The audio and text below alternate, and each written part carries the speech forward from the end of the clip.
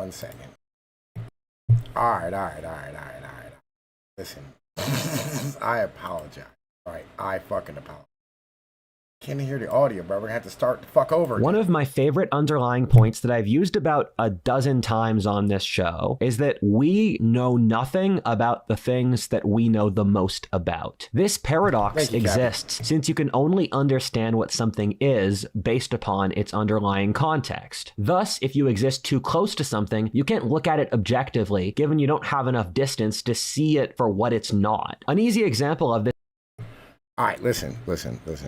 So let's, let's start this like the whole way to fuck over again. I think the political cartography is important, right? Drawing a map of how things actually work as opposed to like how we're told it's working, right? Because everybody notices that things are not exactly how it is that we're being told shit is, right? And like, so I think this is an important skill to have and something that we all should be doing, right? I think it's something that we like, it's an honorable pursuit, right? And this is what I've been doing with this channel for like fucking 6 years now. The reason I don't gain any traction is because, like, well, we have some political stances that are kind of radical at the end of the day. And on top of that, you know what I'm saying? We have some ideologies that, actually, end up, like challenging the status quo as it is, right? You know what I'm saying? And they don't like that shit. And so, like, they're gonna smack us. Like, you're catching flack, right? You catch flack when you're over top of the target. That's just how that works, right? And so, like, that's how this channel is, and I'm fine with that. You know what I mean? Like, we keep growing by leaps and bounds on a regular basis. You know what I mean? Like, we keep growing, we keep getting bigger. Because more people come and watch our shit because, like, we do good content, right? It is what it is. We have really good takes. We have good intellectual, honest conversations on here, and I thoroughly enjoy that, right? And we stay honest about what it is that we do. So I'm not going to knock that. But with Rudyard, I think he's fucking wrong, right? I watched him in a couple of interviews recently, and, like, I liked what he was saying. I couldn't find anything to disagree with. You know what I'm saying? So, like, is what it is. So we're going to, like, break down where I think he is 100% wrong. I think this whole video is wrong, right? Just all of it. I think the entire thing is fucking wrong, front to back, right? Keeping it a buck. Let's rock out, though. This, I think a lot of you would know from your daily lives, is that you can be in a toxic romantic relationship without even realizing it, since you're so close to your partner. This is very true of anthropology today. That's since human societies are absolutely insane across the world and history. The more you look at how we humans organize ourselves, it's just incredibly fascinating. Between the Aztecs doing millions of human sacrifices to please the sun god, how many Islamic states had princes who were slaves, the West's ability to make godlike technologies, or the Prophet Muhammad showing up and making the biggest empire in history up to that point out of nothing. It's just remarkable that it's all real. Furthermore, our society today is possibly the most absurd society ever in history. On top of this, there are so many very rapid social changes occurring right now that no one ever talks about. There's so much material to talk about anthropology if we put the slightest amount of effort into it. However, our society has no interest in how societies work. We believe pretty stupid ideas that were never tested, like the blank slate that human nature is all social engineering and is naturally good. Alternately, that all cultures work the same, and men and women are the same as well, and that culture is unimportant. This is so stupid, and people don't even realize how stupid it is. With all of this being said, we never study our own society anthropologically. What I once said to a friend is the reason we don't look for lessons in history is we know that if we found them, that we would be doing it really wrong, and we don't want to be held accountable. However, if we did the slightest amount of digging, we would find fascinating results from studying the anthropology of our culture.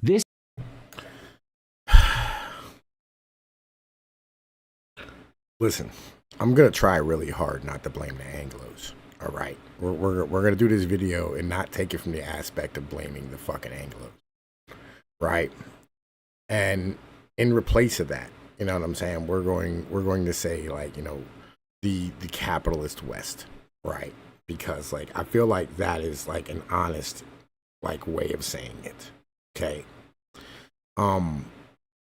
And the reasons why we do what we do, and the reasons we act the way we act as a society, right? The reasons we don't stand here and study history, the reasons we want to forget about who we are, the reasons we want to get rid of cultures, the reasons you don't want localism, right, is because of the fact that we want our system to be as efficient as possible in order to be able to have interchangeable fucking drones at work, right? And you want everybody to be able to be advertised to the same. This is not some giant conspiracy. This is not. It's just not. Like, because fundamentally, right, what we want to do is fit ourselves into an economic box, right? It's like when you're part of a community or you're part of like a culture, right? You want to be able to be the best in that culture, right? And you want to be the best in that community. And if that community is farming, you want to be the best farmer. If that community is warriors, you want to be the best warrior, right? And when you're not, you know what I'm saying? Like, you reject that shit, you know what I mean, completely, right? And you want as many people as possible in that culture to be farmers. And you want as many people as you know what I mean, you can be warriors or whatever the case is, right? And in our society, what makes you valuable is you being a domesticated corporate drone who goes to college and works in an office and is very productive, right? And you want as many people as possible to be that. And in order to do that, right, you have to get rid of like the idea of having any type of shit that's going to get in the way of that. Like that local community shit where it said you needed to be a good farmer or you needed to be a good warrior or you needed to be a good family member, right? Because like that shit gets in the way of you going to work and you being advertised to and you buying consumer goods. Because if you put something else above that, like your family or your community or anybody else around you, other human beings, it ends up getting in the way of them being able to make money, right? And it gets in the way of this economy. It's a very simple thing, right? Because like, your culture as a human being, as a species, right? Our culture is based off of what we do every day. Like your culture comes first, right? So like, when you form, a tribe, right? Your tribe is based off of where you are in the world, whether in the mountains, you're by the ocean, or you're by, you're in a forest, you're in a desert, right? Each of these tribe of people have their own way that they're going to interact with the environment. And their economy is based off of what they do all day in order to feed themselves and interact with each other and how they, how they cooperate to be able to provide things like food, right? What is an economy? It's how you it's what you do all day. Simple thing, right? This is our culture. We've taken our economy and turned it into our culture, and our culture is now consumption, right? How do we consume the most? How do you get people to consume the most? How do you get people to be good little corporate drones so they can consume more, right? You strip them of everything that they fucking were as human beings and everything that will stop them from being that. This is a very simple thing, right? And the left is nothing more than the management who 100% believes in this, right? Now, I'm not saying that all of them, right, are smart enough to understand any of this shit in any way. Just like the average right-winger is not smart enough to understand any of this shit in any way. And they're not able to like step outside of themselves and get to this point where they go, oh. Because like once you do the math, you logic it out. This is the best way to be. But on the same level, it's kind of terrible. You know what I'm saying? It's like, it's one of those things where like your brain goes like, I know that this is bad, but it's also good. Right? And then like everybody goes, oh man, listen, you know what? It's not us, it's the Jews. Like, this is the fucking problem, bro. So let's get into it. This is the first video of a two-part series. The next video that will immediately follow this one is on the anthropology of the right. We will be studying the right and the left as if we were looking at tribal peoples in the Amazon or the Congo. In this video, looking at the origins, strengths, weaknesses, and character of the left as a cultural formation. I can promise you the results will surprise. I'm going to tell you what, TK, right? listen. So let me break this down for you, right? Communism inside of like a little small area, you want to have a commune with your family, right? You want to have, like a compound, like the Kennedy compound, right? Something like this, where like you all work together for the good of each other as family members, right? That's a good fucking thing. And I think we would all support this shit, right? Like all of us would be like, yeah, man, love each other. I'm down, dog. Like 100% love you, right? Good for you. You're the best that humans can be, right? You know what I'm saying?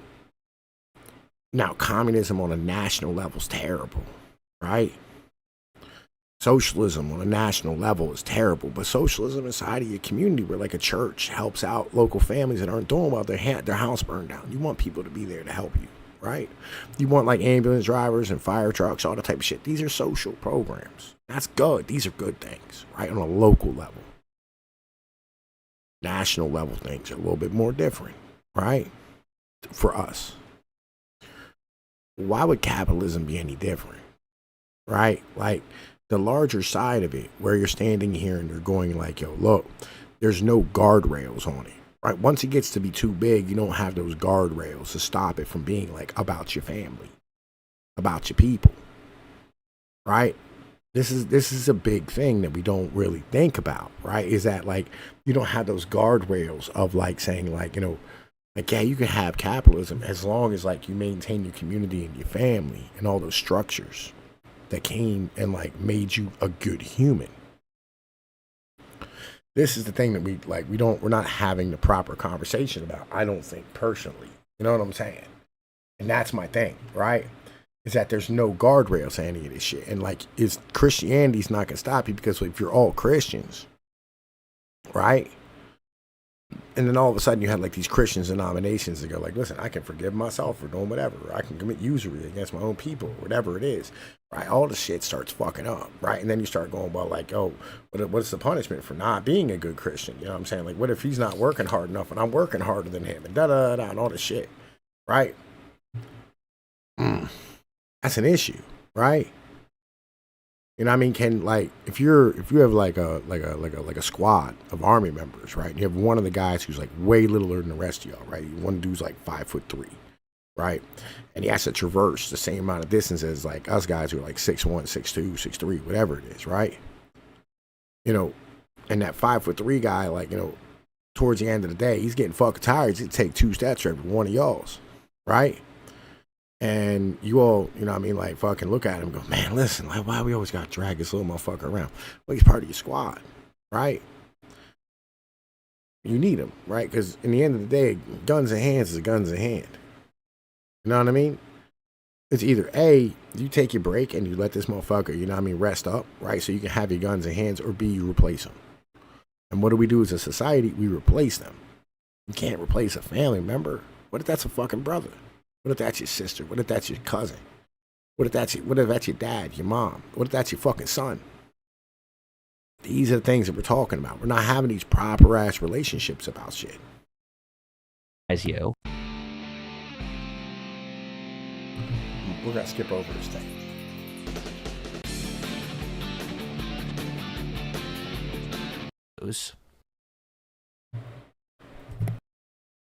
Part 1. What is left? I want to make it clear, and I think you folks already know this mostly, but I clearly have a dog in this fight. I'm known for being a conservative pundit who has said some negative things about the left in the past. First of all, finding a person without a political axe to grind today is nigh impossible. Even when centrists show up and try to openly be as centrist as physically possible, they get shoehorned in by the left and the culture in general into being part of the conservative coalition. Studies have found that the demographic breakdown of the population in America is 1/3 conservative, 1/3 leftist, and 1/3 politically inactive. They found in said study the apoliticals weren't principled political centrists, but rather anti-intellectual normie idiots. Secondly, what matters more than the political like, they are normie idiots, right? But they're not anti-intellectual, they're just normie idiots. Right, they got their own shit going on. They're worried about like Kylie Jenner and shit. they're just dumb. That's a whole. But the average human being is stupid. They're supposed to be. It's why not everybody's supposed to have the right to vote. dog racing is the truth. If something is the truth, it's just the truth. You can stop there. If someone says something true, it doesn't matter what their motivations are or how they reach their conclusion. What matters is that they won the race to the finish line. Being fair isn't 50-50. An ideal our society We're going to read some of these things. Our society be like, we should respect everyone's position, their views, and their ways in life, not showing bias in any different people live on their own lives, accept social conservatism, the values of most people in the Western world. That's evil and must be destroyed. The only thing you can tolerate is not tolerating those who tolerate. You have complete freedom to do whatever you want as long as it's not the thing that most people do, like heterosexuality, Christianity, whiteness. See, this is the problem with like conservative normies, right? These fucking like classical liberal people, right? There's a fucking problem with them, right? 'Cause they're fucking dumb, right? Keeping it 100% honest with you. It's not the fact that like these motherfuckers don't like social conservatism, right? It's not the fact that the left doesn't like conservatives. That's not what it is at all, right?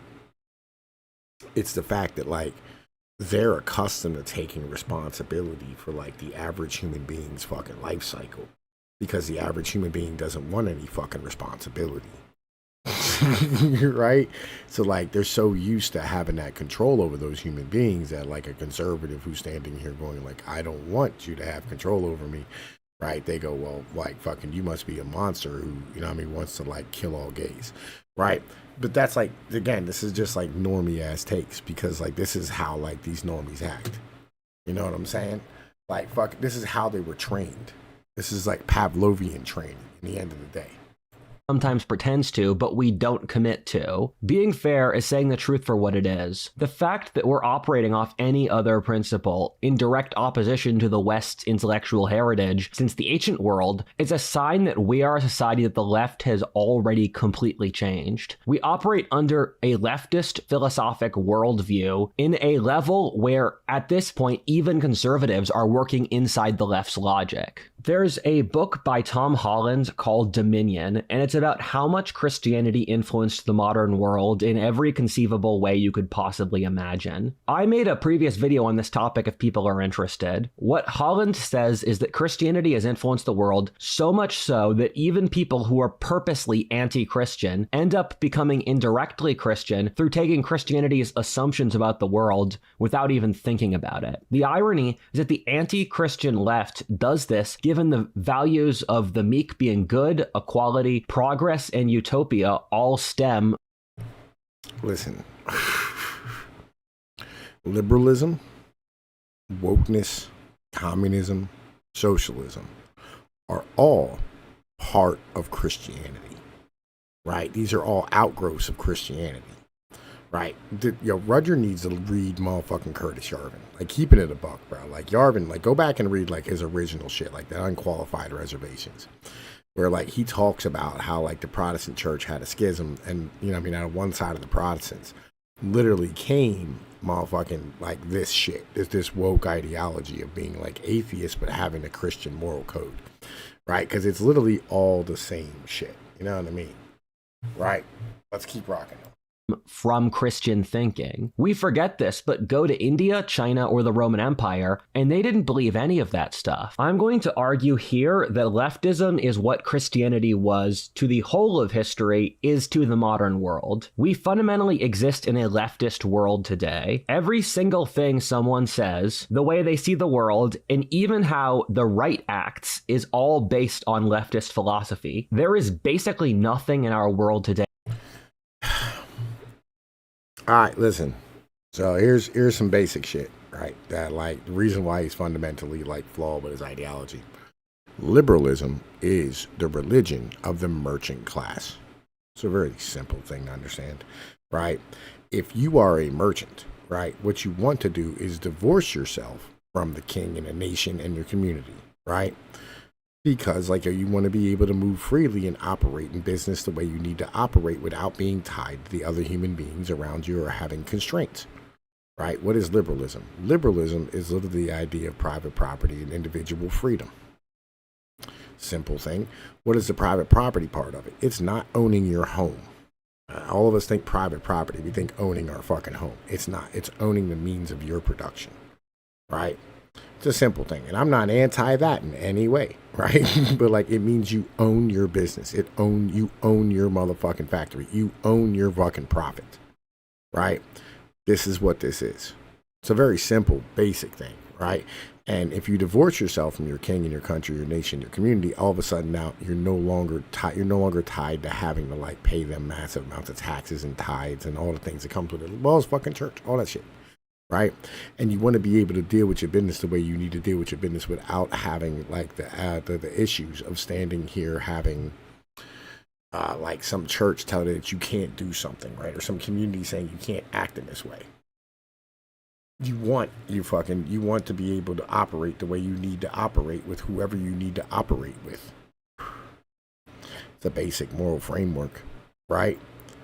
And this is, all a process, right, of mercantilism, capitalism, like fucking open trade, all these type of things, right? This is when you go from agrarian to industrial, right? And then going to service and all this type of stuff, right? This is what all this shit is. It's large-scale trade that caused all this shit. Technology, whatever. And it's getting worse the further you get down the fucking rabbit hole. That is not leftist. In the same way that Christianity permeated the Western mind so much that you struggle to find anything that is at least not somewhat Christian. I think our world is so colored by leftist assumptions that we are all leftists. One of my friends likes to say, the future is whatever the left says. People can't conceptualize anything except the left's future of progress, social engineering, and equality. The right merely rejects this future, yearning for a past that never really existed, while the left are the only people with a comprehensive direction for tomorrow, even if it's an incredibly delusional view of the future. Let me use myself as an example. I am well known for being a libertarian rightist, which is the exact opposite of Marxism. However, I see Marx's influence on my ideas a lot. Marx was the first guy to look at the patterns in history to predict the future, which is what I do. Class analysis, something Marx invented, is something I do all the time and is a trademark for me. Marx did not invent these things. So let's look at this real quick, because this is something I wanted to bring up, right? Okay, so Thomas Carlyle. All right, I grabbed this fucking here a minute ago. Thomas Carlyle, 19th century Scottish historian, coined the term cash nexus to describe the depersonalized relationship between employers and employees in a capitalist society. Carlyle believed the exchange of cash had replaced a traditional community and a relational trust that had previously existed. He wrote in 1840, cash payment is the sole nexus of man to man, but there are so many things that cash will not pay. Sound familiar? Right? I believe there's some songs, you know what I'm saying? Like, the best things in life are free. Right? You know what I'm saying? Right? All these things. You know, like literally, you know what I mean? Like fucking, this is where all this shit comes out of. Guess who stole this? Marx and Engels. Right? Again, like this existed before Marx. All these things existed before Marx, before like what you would consider. And Carlyle was a right-wing guy. He was a motherfucking monarchist. He was a Jacobite. You're like, bruh, y'all need to fucking stop with this dumb shit about like fucking thinking that like these people invented these ideologies. I literally was having a conversation with an engineer the other day where like he was talking about like fucking communism was invented by Marx. And I was like, no the fuck it wasn't. Right? Listen, there was motherfucking communists there were Christian communists and utopianists long before Marx. Marx stole the majority of what he did. He's a fucking plagiarist, right? Keeping it a buck. He didn't stand here and list his money. He didn't do the bibliography thing where he listed his sources. Me vis-a-vis other intellectuals in the space. Marx talked a lot of the contradictions of the current ideological system and why there was an inevitable revolution that would form around an ideology that he has developed. Guess who predicts that there's going to be a revolution against the ideological contradictions of the current society while proposing a new ideology in a manifesto? Even while being his opposite in many ways, Marx still has a huge influence on me. Thomas Sowell has made a really fast. Yo, listen, again, this is the fucking problem. Marx has this huge shit on me. Like, no. It's called convergent evolution, right? Like, yo, there's a lot of us who come to like the same fucking basic premises, right? Without ever having to like read the original literature. And it's not that the literature is influencing what you're saying, right? It's not that at all. right? It's that like what you have is you have like a lot of people see the same fucking problem and then they end up coming up to the same motherfucking solution, or they come to the same conclusion about what's causing the fucking problem, right? Like you can have right and left wing criticisms of like this structure that we have as like an economy and governments and states and things of this nature, right? And this is where, you know what I mean, like Marx came to. Like Marx was a utopian fucking communist, right? Or well, socialist, right? At the end of the day. Like he didn't like fucking the idea of like communism in, you know what I mean, like Marx is technically just like socialism, right? But fucking this shit today that we have, you know what I mean, is basically just like a socialist motherfucking post-scarcity fucking managerial like oligarchy that we have at the moment. You know what I'm saying? Right? This is kind of where we are. All right, let's keep rocking though. Fascinating point that's really stuck with me. He said in the modern world that what the left is clear, and whatever is not the left is the right. That the right basically shares no features across its coalition. When you look at the left, you see Marxist-derived ideologies which believe in a unified tech. All right, let's look here. All right. Humans are perfectible. Good people in power can save the world. The future is all progress. The only real things you are materially what you see. Inequality comes from oppression. Everyone is a blank slate, which are socialized. Cultural differences are arbitrary and can easily be transcended. Tradition holds us back. It is wrong to judge someone by the results. You have loyalty to all humanity, not just your people. Right? Humans are inherently flawed. Power corrupts. It's impossible to degrade back into barbarian. Or it's possible. There is a God. Inequality is normal. Races, classes, and the sexes are generally different. Cultural differences are important. Tradition is valuable, even if you don't understand why. You can assess things by competency. You have loyalty to your group over others. I mean, yes and no, right? I mean, because like, you know, like the left has that you have loyalty to your group over others too, right? But like their group just isn't, you know what I mean, like an ethnic group. Their group is like their fucking class, right? At the end of the day. And the left, again, believes in you can assess things by competency. Fucking the left 100% believes in that. Tradition is valuable. You know what I mean? Like cultural differences are important. Motherfucking the left believes that shit too. You know what I mean? Like all these things are like 100% leftist ideologies too. Right, like there's a lot of shared things between the left and the right. And I don't think he understands the left in any way. I think he just runs into like the fucking foot soldiers on a regular basis. These little college kids who are fucking retarded, right? Because in the end of the day, like the left, what you would call the left today are managers. They're not like actually this. Let's keep rocking.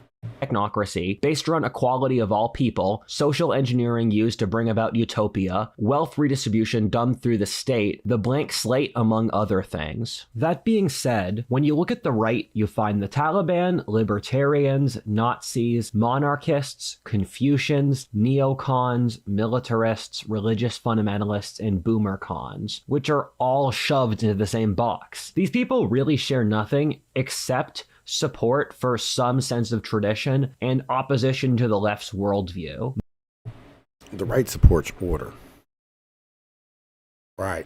You know what I'm saying? Like, yo, the right supports order. That's what that is. You know what I mean? And for the most part, they're all male. That's kind of like what the fucking right is. The right is a male-dominated thing. It's, you know what I mean, the male aspect of our society. That's what the right wing is. The left wing's all women.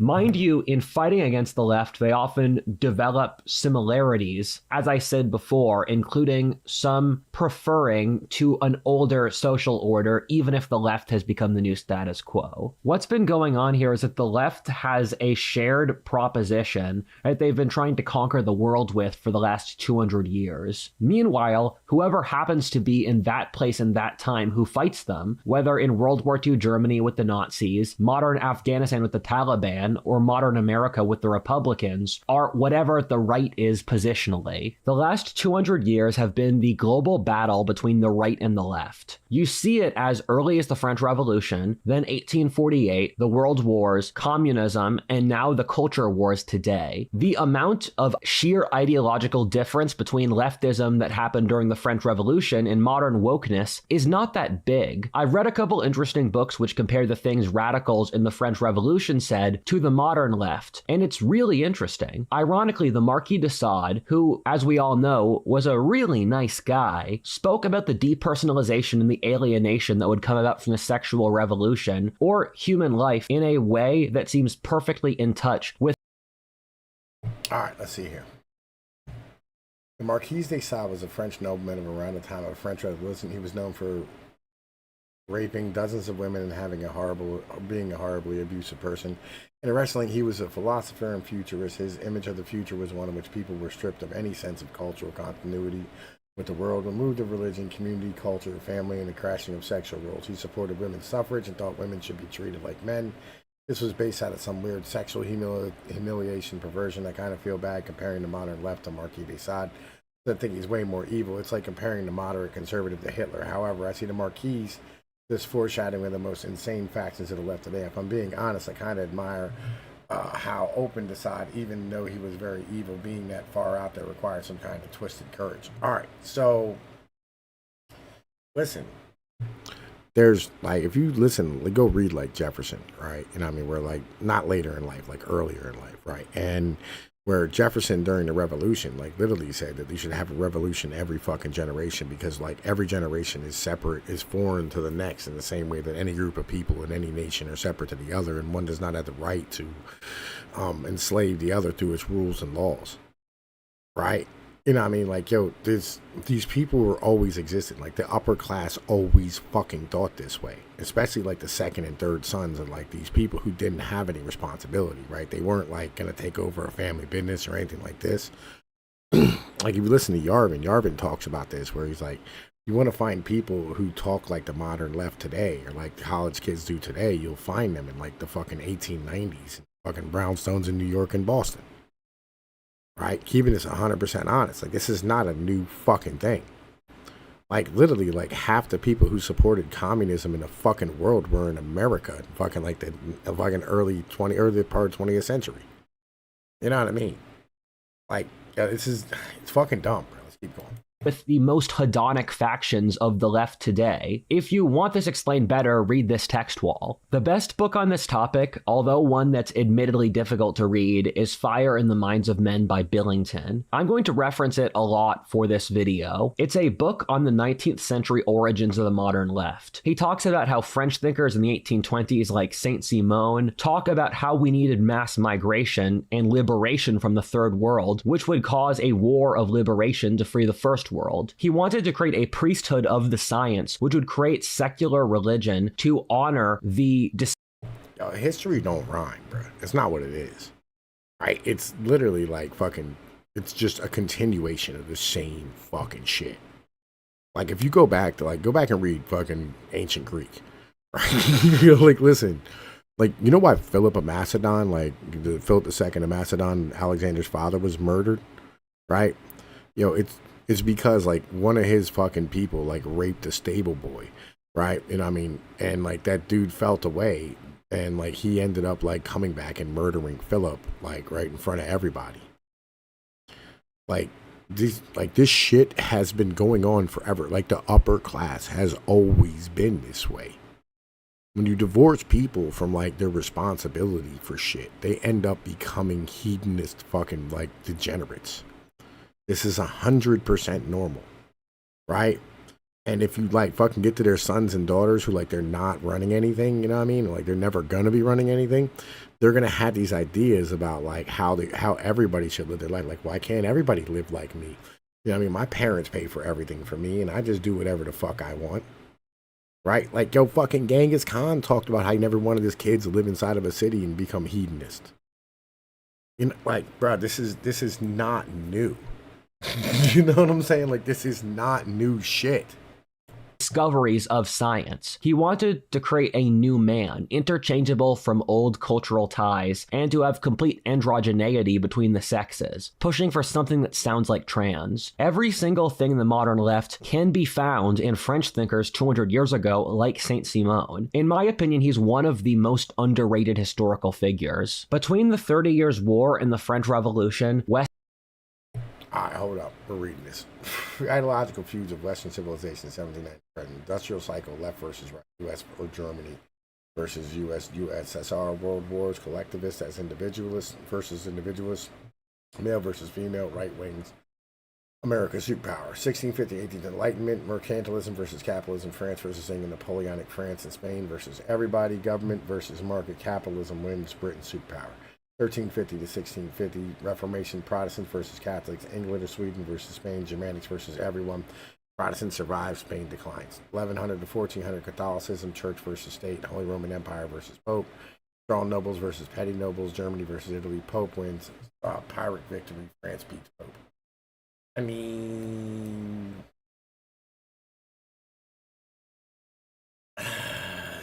yeah, you know what I mean? Yes, kind of how it worked, right?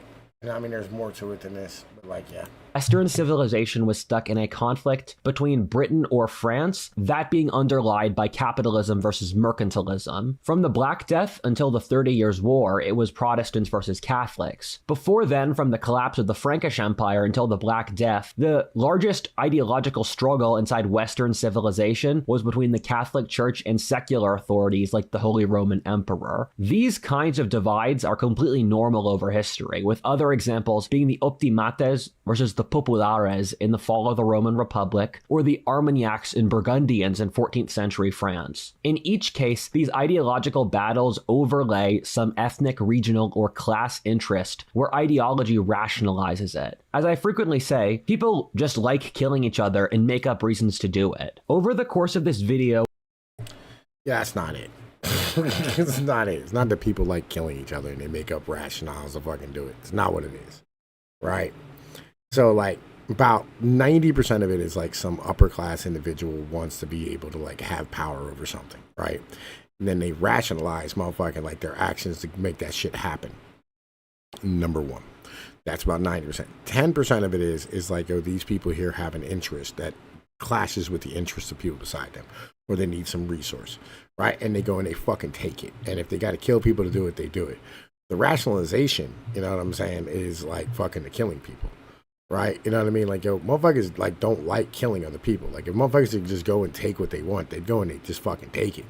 Like, if there was nobody there, they'd take it without killing anybody. They wouldn't just go and find somebody to kill and then go take it. You know what I mean? They just take it. Because that's, like, what fucking humans do. You know what I mean? Like, yo, when you want a sandwich, you just go kill somebody to get a fucking sandwich? No. You want to get a sandwich. You know what I mean? Like, this is fucking, it's a dumb perception of the world.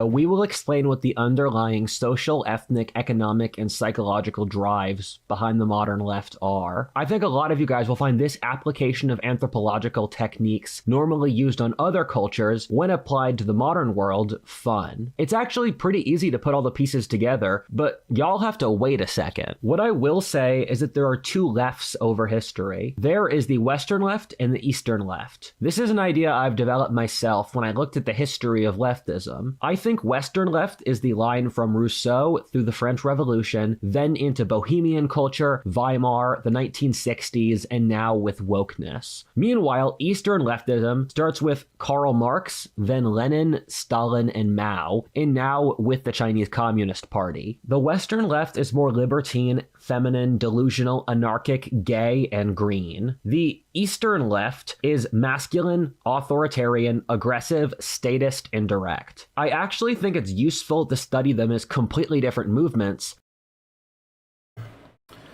Yeah, there's a big difference between East and West. All right. So, like, when you're talking about the East with, like, you know what I mean, fucking Russia, it's different than the fucking East when it comes to China and the rest of them, right? These are, like, way different, right? And the body counts are different. Let's keep this a buck, too. Right? Like, Stalin killed, like, 20 million. Fucking Mao killed, like, 100 million, right? It's a big fucking difference. There's a reason there's a big difference, like Pol Pot and shit, right? Because of the fact that, like, these populations in Asia have always been so ridiculously fucking high, the value of life has always been lower there. You know what I'm saying? Like, the value of a single life. Whereas in, like, Western Europe, where, like, the populations haven't been as high over the period, they've been, like, a whole bunch of different places that have always been competing and they needed each other, right? It's a different animal altogether, right? You know what I mean? And because of the fact, like, so China always been like Jupiter, you know what I mean? You know, fucking they go from periods of where, you know what I mean, like the Hans have just been running everything, periods where like the Hans are kind of weak because like the rest of them come in and like just smash them because they end up becoming really effeminate, weak and shit, right? You know, there's two different like fucking cycles. There's a cycle that goes with fucking Asia and China and shit, right? You know, and with them, like because of the fact that they're a rice culture, it makes them a little bit different of like the way that they operate just in general, right? They are more naturally socialistic, right, from the foundations, right? Whereas with the wheat people, especially in places like Europe, where you have people where like a single family can, you know, what I mean, be able to farm a land and not be successful but feed themselves. You know what I mean? Without having to like have massive amounts of cooperation inside of like a community basis. Like that's after the part of agriculture and shit. Now, there has always been like communities in Europe because of the fact that like you know no one family can really, you know what I mean, like be um have all the stuff that they want, right? They have to like cooperate on a more peaceful level to be able to gain, you know what I mean, like say you want wine, right? And like your land just isn't really good for growing grapes. You know what I mean? Or like, you know, you want cheese and like, you know, you don't really have that many cows, right? But you have wine, right? We have those more cooperative things in between us than they did in fucking places like Asia. As far as Russia's concerned, it's a fucking tundra, all right? It's cold. When it's cold, you're going to be much more rough. That's just a geographical fact of life. You know what I mean? It's a difference between like fucking people in California or Mexico versus people in New York, right? Like you hear my voice, just looking like you hear the East Coast, right? Like listen, the look is like, oh, do you want to get robbed, motherfucker? Right? Like this is the attitude. This is how it operates. Right? Like, listen, I had this big ass black dude this week fucking trying me to fuck out. And I look at him like, bro, like, get the fuck out of here. Who the fuck you talking to? Right? You know what I mean? Right? And it didn't even surprise him. He's like, yeah, bro, this is how motherfuckers is here. Right? Like, yo, we're griddled. We're grizzled. We're hard. We're hardened people. You know what I mean? Because it's fucking cold. Right? We know winter's coming. Like, it's just that's how that operates for human beings in this area. You know what I mean? When it's cold, it's a different animal. You know what I mean? Like usually when it's colder outside, you know what I mean, motherfuckers are much worse. Canada is the exception to that rule. It's not, you know what I mean? That is not, Canada is not the rule. Keeping it a bug. Since they seem to be operating off different trajectories, I've already made a video on the Eastern Bloc of leftism, that being the communism video. I've purposely tried to put different content in each video, and so there's lots of stuff I'm leaving out about the Western left, which you should watch that video to know on a deeper basis. Thus, this video will focus on the Western branch, or basically the Western leftists that we see fighting over the culture wars today, Antifa and BIPOC, not Lenin and Deng Xiaoping. The theme which we subtly teased out earlier, that the left can determine what is socially acceptable today, should be an important tell, which we'll gradually answer later. I think this is a really fascinating topic to cover, given what the left shows as its face and what's really happening under the hood are so different. The irony, and this is a feature, not a bug, is that what the left says they are and the truth are so different as to basically be opposites. Over the course of this video, we will look at the demographics, philosophy, and psychology of the left. Part 2, demographics. One of the tweets of mine that went the most viral, which got over 1 million. All right. It says, I dislike all the Jew posting. It's easy to identify that the Jews have been in significant positions of authorities in business, media, and ideology creation where they on average have pushed for leftism, but you can't completely abdicate responsibility for the rest of white people. Jews are 1.5% of America's population, and they are less than 0.5% of Europe's. If a group that small can dominate the rest, it's totally the fault of the 99%.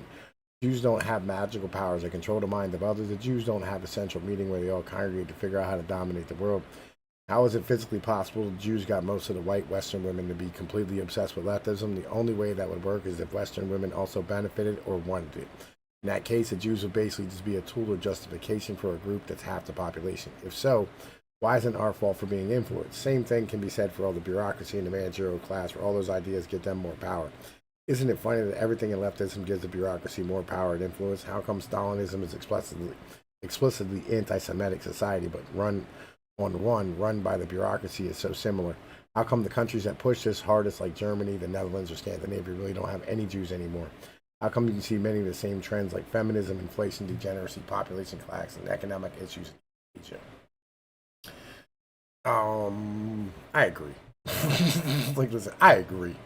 Views was when I said I don't think the Jews are to blame for the left. Rather, I blame the Jews and women, Calvinists, and the bureaucracy. I think for each of these, they share some of the blame. As we will get into later, I'm going to throw in another group who were decisive to the formation of the left, the French. Although the French importance has shrunk over time, historically we have the illusion of knowing what the story is. The problem of writing about the present versus writing about the past is that we knew what happens afterwards. When you read enough about a particular era of history, you realize that people at the time were worried about a million different trajectories that just didn't happen. The feared Russian conquest of Europe in the mid-19th century, the French invasion of England, or a communist revolution in America, all of which serious people worried about. However, we can know what did or didn't happen in the past. For example, when I talk about historic conflicts, I can often distill it into a single variable. The parliamentarians versus the royalists in the English Civil War were bourgeoisie capitalists against the old gentry and nobility. The whites versus the red in the Russian Civil War was the Russian heartland around Moscow versus the fringes. The American Civil War was the slave-owning South versus the industrial North. There are at least 4 separate correlative trends that you can use to predict the demographics of the left. These are 4 separate trends that stack up almost perfectly onto the other, in America at least. I know things are kind of different in Europe. Those being cities versus countryside, managerial versus merchant class, low agency versus high agency, and female versus male. Female versus male is 100% one. Urban versus rural is also another one. Merchant versus manager. I don't think that's right. Agency versus non-agency is 100% right. So, like, if you're a construction worker, if you're like a forklift driver, a truck driver, if you're like a delivery driver, right, you're going to tend to be more conservative. And the reason is because, like, you have higher agency and what you do is a job, right? Where, like, you know, you're more trusted to just get the fucking job done and go on about your business, right? The reason why manager and merchant is a little different for me, because I think the vast majority of merchants at this point are leftist, and that's because they're relying upon the government to feed them, and they utilize the government and its infrastructure much more than everybody else does. You know what I mean? So, like, they're more leftist than everybody else. Explain all of these. If you look at a map of red states versus blue states, it's very clearly an urban versus rural map. The blue states are the states with the huge international cities. Places like New York City, Washington, D.C., Los Angeles, or Chicago. Chicago is a great example of this, in that in almost all cases, the rural areas of blue states, like downstate Illinois, upstate New York, or the Central Valley of California, are conservative. Meanwhile, cities in red states like Austin, Dallas, Kansas City, or Atlanta are blue. On a statistical basis, the strongest correlation by a significant margin for whether someone is conservative or progressive is that conservatives would rather live outside a town to have a larger house with more land, and leftists would rather live closer to the action and have a smaller home. This is an almost perfect urban versus rural proxy. The beautiful thing about the world is that there are multiple layers of causation always happening at once. The anthropological nature of cities establishes incentives in which you naturally see something like leftism show up. An important fact to keep in— This is actually a really dumb way to say this, right? You know what I mean, the way he said it. So I'm going to say it properly. If you live in a city, you're relying upon the city to take your trash out, bring you water, keep streets clean, take care of crime. Like, you don't have any responsibility, right? So therefore, you're going to be much more socialistic inside of a city. Basic. This ain't not hard to say. In mind is that only since the Industrial Revolution do we see majority urban populations. I talk about this theme more so in my video on population collapse, but cities are anthropologically different in that, for example, ever since the ancient world, cities have always been incapable of demographically sustaining themselves without countrysides. On top of this, cities have always historically been atheist or agnostic and have been places of creativity and also moral degeneration. I don't know how true this is, right? But if you go look up ancient Sumer, right? The first cities, right? They were fucking agnostic. They didn't have religion and shit. Women were running things. I mean, that's not fucking crazy. Going the whole way from like tribes and like people who like were doing basic agriculture, male dominated shit, to females running things. Fucking crazy. You know what I'm saying?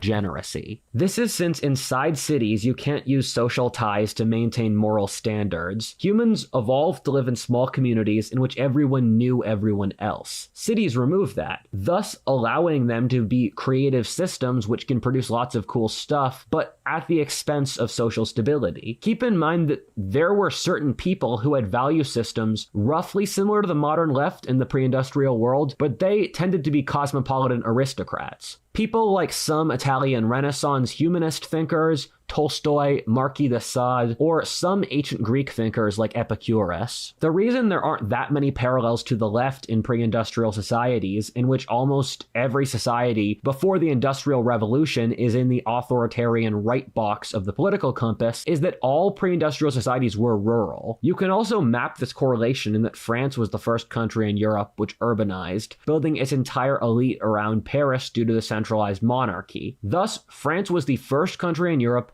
to experience leftism or agnosticism, that being the French Revolution. After this, you can correlate the rise of socialism with urbanization, as you can see from this text wall. The other correlations make sense from looking at the urban-rural split. This is why the founding fathers of the left were all French. I am going to keep recommending the book Fire in the Minds of Men by Billington, but the entire first generation of leftist thinkers were all French. An interesting side note here is that modern socialism came out of various sub-factions in the French Revolution. Inside the chaotic maelstrom that was leftist French revolutionary politics, the different political factions were literally made up of people who went to different cafes. Thus, you could map different factions of radicals based on the streets that the cafes they went to were. France had a 50-year demographic lead on the rest of Europe, which is a trend that goes back to the Middle Ages. What that means is that France consistently hits overpopulation 50 years earlier than the rest of Europe. This also explains why in the early 19th century, leftism jumped to Germany, Italy, and Poland after originating in France. Once those societies experienced population booms, this fusion is what All right, let's correct this. Right. Okay. So the Unitarians, right? Actually, TK pointed this out to me. He sent me a video about this shit. The Unitarians came from England, right? And these Unitarians went to France, and then they got kicked out of France and went to Italy. They got kicked out of Italy. They went to Poland. They got kicked out of Italy, went back to Britain, right? When they got back to Britain, they were sitting in John Locke's fucking foyer while he was writing his treatise on government, right? Are we sure it's French? I feel like this dude just doesn't want to admit that like the British had anything to do with this shit, right? Because there was a lot of leftist thinkers who came out of Britain and Scotland and fucking, you know what I mean, like Northern Italy, right? Like, listen, I get the fact that like the British don't like the French. I understand you want to blame the French, and I got you. Like the French had something to do with this. Also, like, yo, we got to talk about like fucking Denmark, right? Like when New Amsterdam was a thing in the U.S., right? This is some crazy shit. Hold up, let me grab this. Right.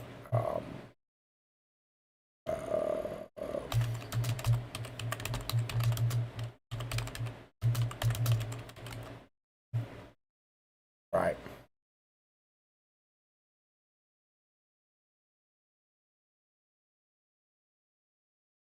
Yeah. Fucking. Okay, so the American tradition of religious freedom was always a feature of early colonial, like Quakers, Lutherans, Catholics, and Jews were vigorously expelled from Puritan colonies in New England until 1759. Jews and Protestants were barred from French North America. Throughout the Spanish colonies, the Inquisition actively persecuted and executed neo-Christians, converted Jews who proclaimed Catholicism but were suspect. All right, man, get the fuck out of here. Right, 1653, 23 refugee women fleeing from the former Dutch colony of Brazil landed in New Amsterdam. These Brazilian Jews were descendants of perhaps 5,000 Jews who had been living in Recife, most of them secretly since the mid-1500s. The Dutch captured portions of Brazil from the Portuguese in 1624, and some neo-Christians openly returned to the practice of their Jewish faith. When Portugal captured Brazil, go away, right? In 1654, these Jews feared the introduction of the Inquisition and fled.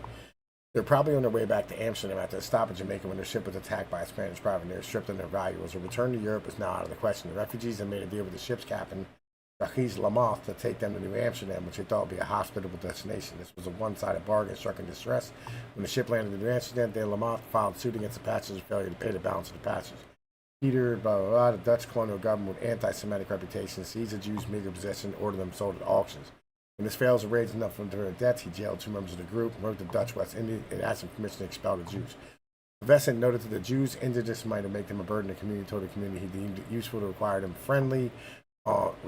a friendly way to depart. In a letter now in the archives of the American Jewish Historical Society, the Jews in Amsterdam wrote their fellow Jews in Holland asking for help.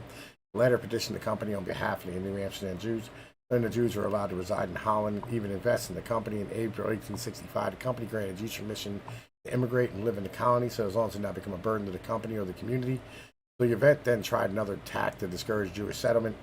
Sylvester and Portion, the colonial council, to bar Jews from serving the volunteer home guard. The council levied a special tax.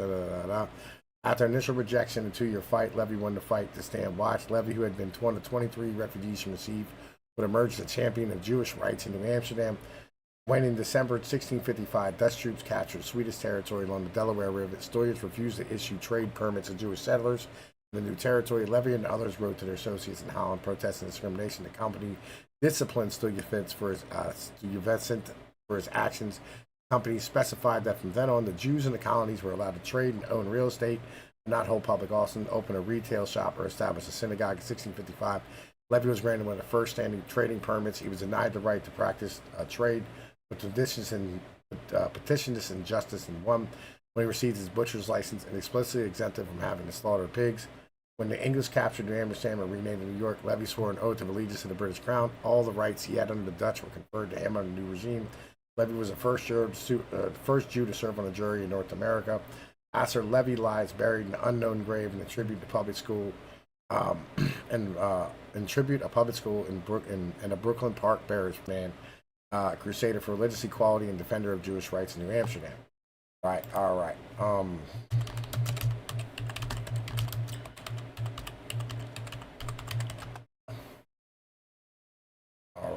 So, look here. And this is another one, right? Okay, so New Amsterdam.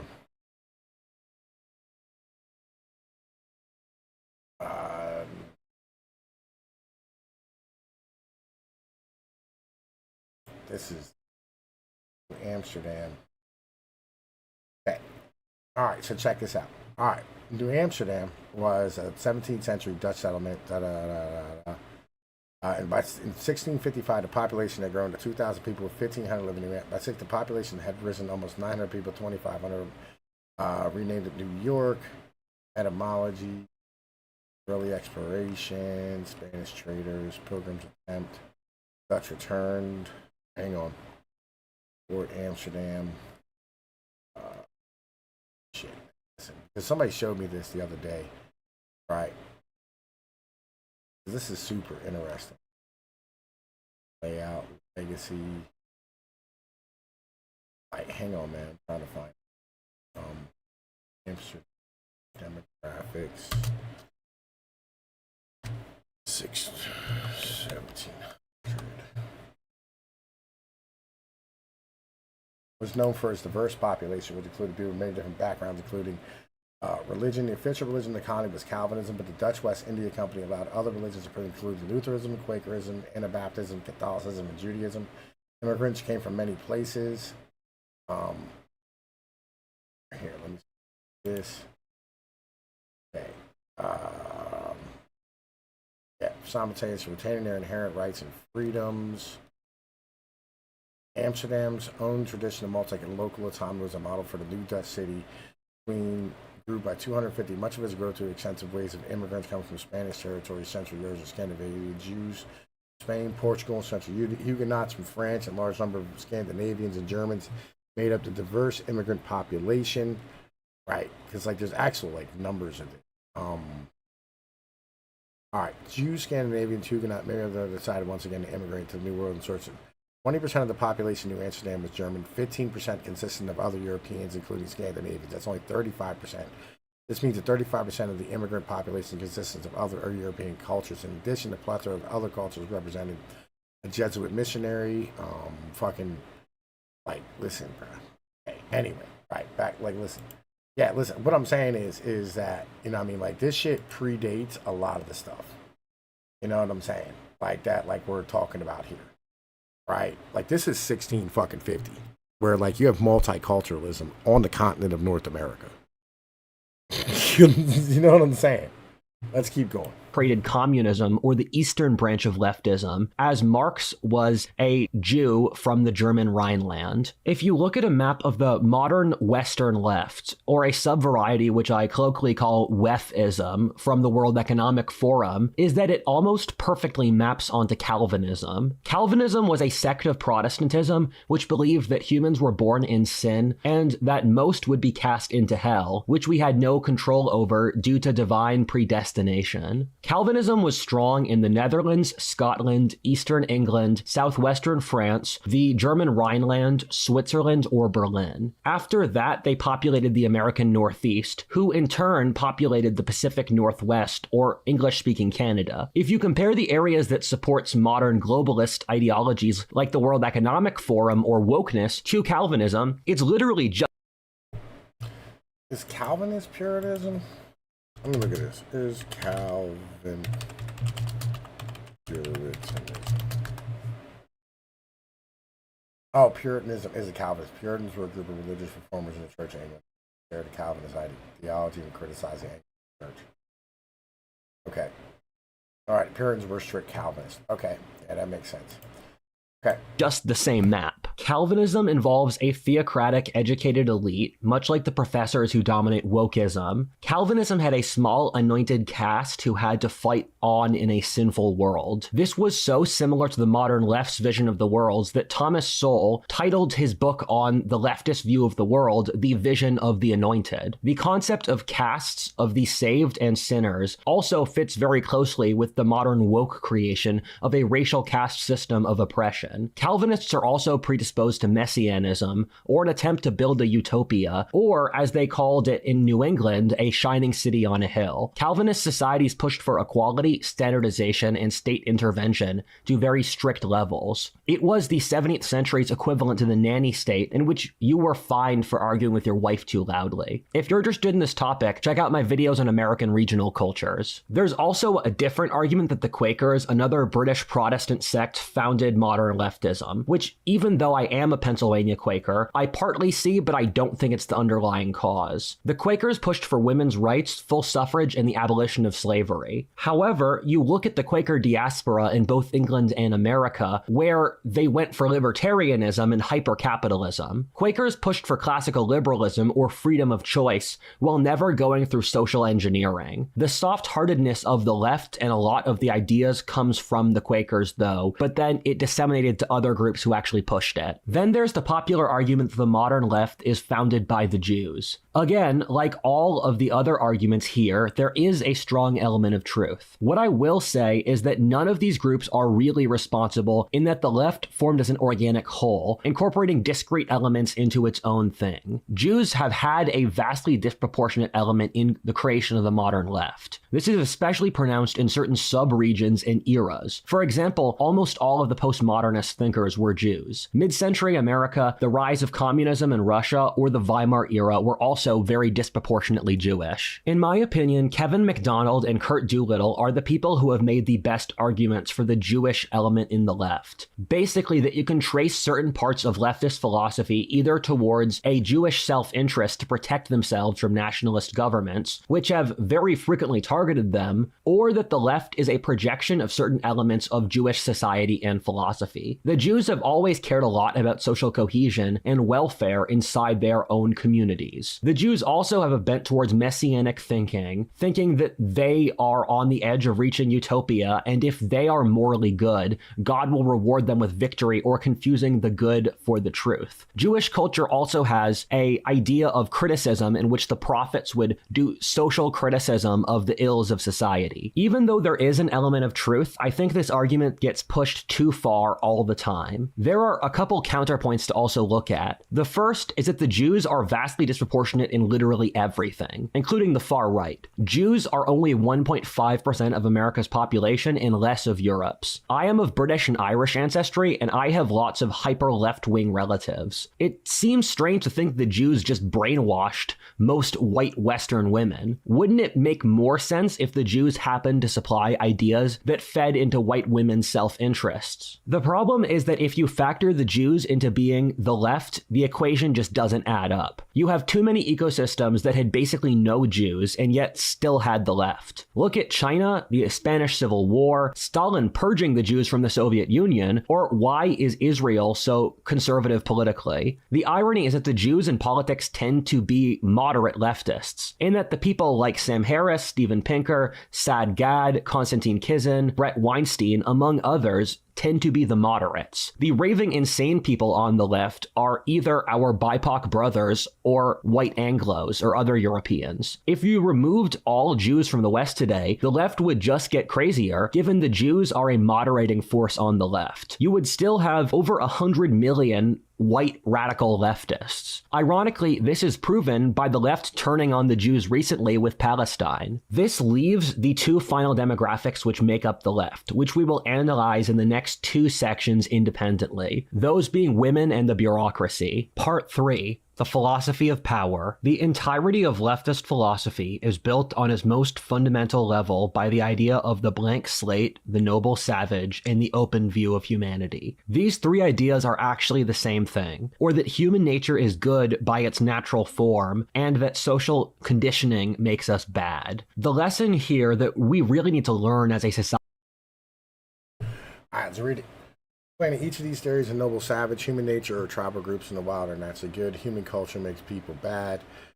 Human nature is good, and when it gets corrupted, we just need to teach that goodness, blank slate. Human nature doesn't exist, and that all people are born as blank slates that can download whatever information others want them to. Social programming determines everything. 3, open view, human nature is inherently perfectible. If we get social engineering right, we can build a utopia. It's contrasted with the closed vision, which thinks human nature is flawed, needs social structures to hold us accountable.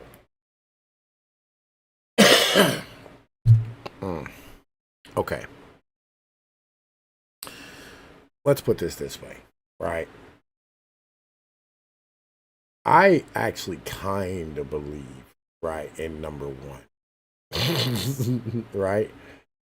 I mean, I don't think that like tribal groups in the wild are naturally good. I don't think that like, like, oh man, listen, they're just out here communing with nature and they're worshiping the trees and the squirrels and the fucking raccoons and all that shit. I don't think it's like the Pocahontas, like fucking they're out here, hanging out with the grandmother tree and all the garbage, right? But I do think, that's a more natural state for human beings to be in, just as a whole, right? The blank slate. Let's put this way. I think humans, as long as you look like the other people and everybody doesn't know that you're not part of the other people, right? Part of their people. Like for instance, like you could add like a baby to an Amish woman, right? You can impregnate an Amish bitch and she could have a kid. As long as it looked like the other Amish motherfuckers, they would never know that that kid wasn't Amish and that kid would grow up to be Amish, right? Now, the problem is that like you can't add like black people to Amish motherfuckers or Puerto Ricans, right? Or Italians, right? Or Greeks or like, Russians, right? You can't add or Arabs, Chinese, Asians, right? Any of these people, you couldn't add that to an Amish woman to have it come out and be an Amish kid because like the Amish people wouldn't treat that motherfucker like an Amish person, right? And they would immediately know that it wasn't part of those people, right? So like, that is what it is, right? Because like that is a closed community of German motherfucking like Pennsylvanians. Or wherever the fuck the Amish are living, right, as a whole, right? But on the same level, I do think that if you can I know that human beings have talents and abilities that are their own and they are born with 100%, right? Human beings are born with a certain mental ability and mental acuity, right? That is inherent upon themselves at birth. And it cannot go above this thing. And if you know what I mean, they're not going to like end up below this thing, right? Unless you hit them with a hammer, right? In the head repeatedly. In which case, then you can make them dumber. But you can't make them any smarter than what the fuck they are. You can take a job and make a job be able to be done by like somebody of lower IQ, right? So for instance, what you can do is you can take, you know what I'm saying, like an order selection job that used to be like much more difficult, where you had to like react quickly and do all these type of things and have abilities, and make it easier with machinery and technology. And make it so that, like, instead of needing somebody with 90 IQ to be able to do this fucking job, now you can do it with somebody who has 75. Right? You can do that, right, as a whole. You can take, you know what I'm saying, like human beings and fit them into a city situation as a motherfucking infant, you know what I mean, and raise them in a certain city, depending on the area. Where I'm not saying that, like, you know, you can take Tyrone and put him in Japan and make him match in Japan. Just probably not going to happen the way you want it to, right? Because those Japanese people are never going to consider Tyrone to be Japanese. Just how that operates. You know what I'm saying? But, you cannot take a woman to make them into a man. You cannot make a man into a fucking woman. Men will do better at being women, but women will not do better at being a man. You know what I'm saying? Because no man is going to respect them. The majority of this, right, is literally not dependent on the human, though. It's dependent on the society. The thing is, though, is that you can't change society and natural human nature of how we treat each other. That's just how it is. Little by little, right, you can adjust some things, but you're never going to get everybody to be able to just do shit. I naturally have a proclivity for fucking being disgusted by women trying to be men. I get disgusted with this thing. I get upset, and when I see like a fucking bull dyke or some fucking broad pretend to be a man standing in a line somewhere, I cut in front of them on purpose, right? And then they start bitching. I go, fucking do something about it. You want to be a man? Fucking act like it. And they stand there and they look at you and they realize that it's harder to be a man than they fucking think. See, I enjoy this shit. My mental, though. That's my thing. In my brain. Right? Because I can't stand that type of shit. I don't like, right, walking around and seeing motherfucking people who didn't earn some shit have some shit the fuck in front of me. It annoys the fuck out of me. Especially when they chose to have that instead of having it handed to them. Right? Like, for instance, I understand that there's going to be rich people's children out here. And I get it. You didn't ask for your parents to be rich. So I'm not going to be as mad at you as somebody who stands here and tries to like fucking pretend that they're fucking rich and pretend that they're like, I don't like store-bought rednecks either. Right? These guys that show up to the fishing hole, right, in an $80,000 fucking Jeep with $800 worth of fishing equipment. Son, you are not one of us. Don't show up. Stay your ass to fucking home, all right? And go fucking do coke or whatever the fuck nonsense that you fucking yuppies do. Don't come out here trying to be one of us. All right? Because you know what? We, as a whole, earn this. You tried to go buy it. That annoys me. You know what I'm saying? One of those things. I don't know. It just is what it is. Let's keep going. Society is that the seemingly nerdy argument here about stuff like human nature can determine literally everything else about how you live your life. Philosophy matters a tremendous amount for everything. I used to not believe that, but I see it more and more every day, since your soul informs what you do with your life. As Steven Pinker said, the natural endpoint of the blank slate is that if human nature is naturally perfect, and how you engineer people determines everything, then totalitarianism is the immediate next logical point, given you need to perfectly engineer the perfect conditions to turn humans into saints. This idea is foundational to literally the entirety of the left. They view the human soul like a semiconductor chip that you rip apart and engineer to perfection, while it's really a garden that you have to gradually cultivate. The great irony is that literally no one with a scientific background believes these underlying assumptions of the left today. We live in this strange zombie culture, probably probably due to aging, in which everything is based upon the assumptions of the World War II era and the one that came right after, whether or not they actually make sense on any level today. Everyone in the sciences at this point believes that human nature is at least half genetic, that genetics informs biological race, sex, and class, which are all real, that human nature is ingrained in our blood as much as it is malleable. This is even what leftists in the sciences now believe. I'm curious to see how this imbalance will... Hang on, bro. Hang on, man. Genetics do not determine your class. All right? Keep this 100% honest. And they shouldn't. Okay? They should not determine your class. I'm going to tell you why. If you as a society hold down individuals, right? Or even as a community, you hold down individuals, right? And keep them in, like, their father's position, right? You know what I mean?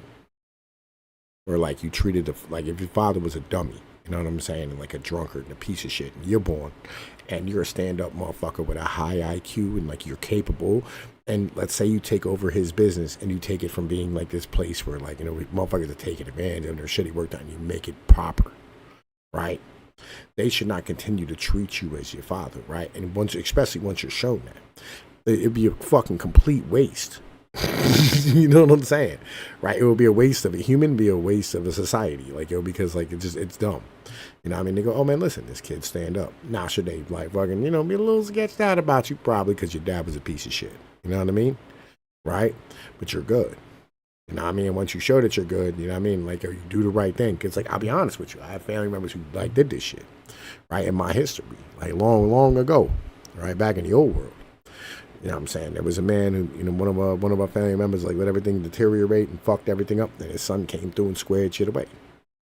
This is a thing about our fucking family. They do this on a regular basis, right? Where you'll have a man who, you know what I mean, just drinks away everything. And then next generation comes up and goes, nah, we ain't doing this no more. And they pay off the debts and they handle business.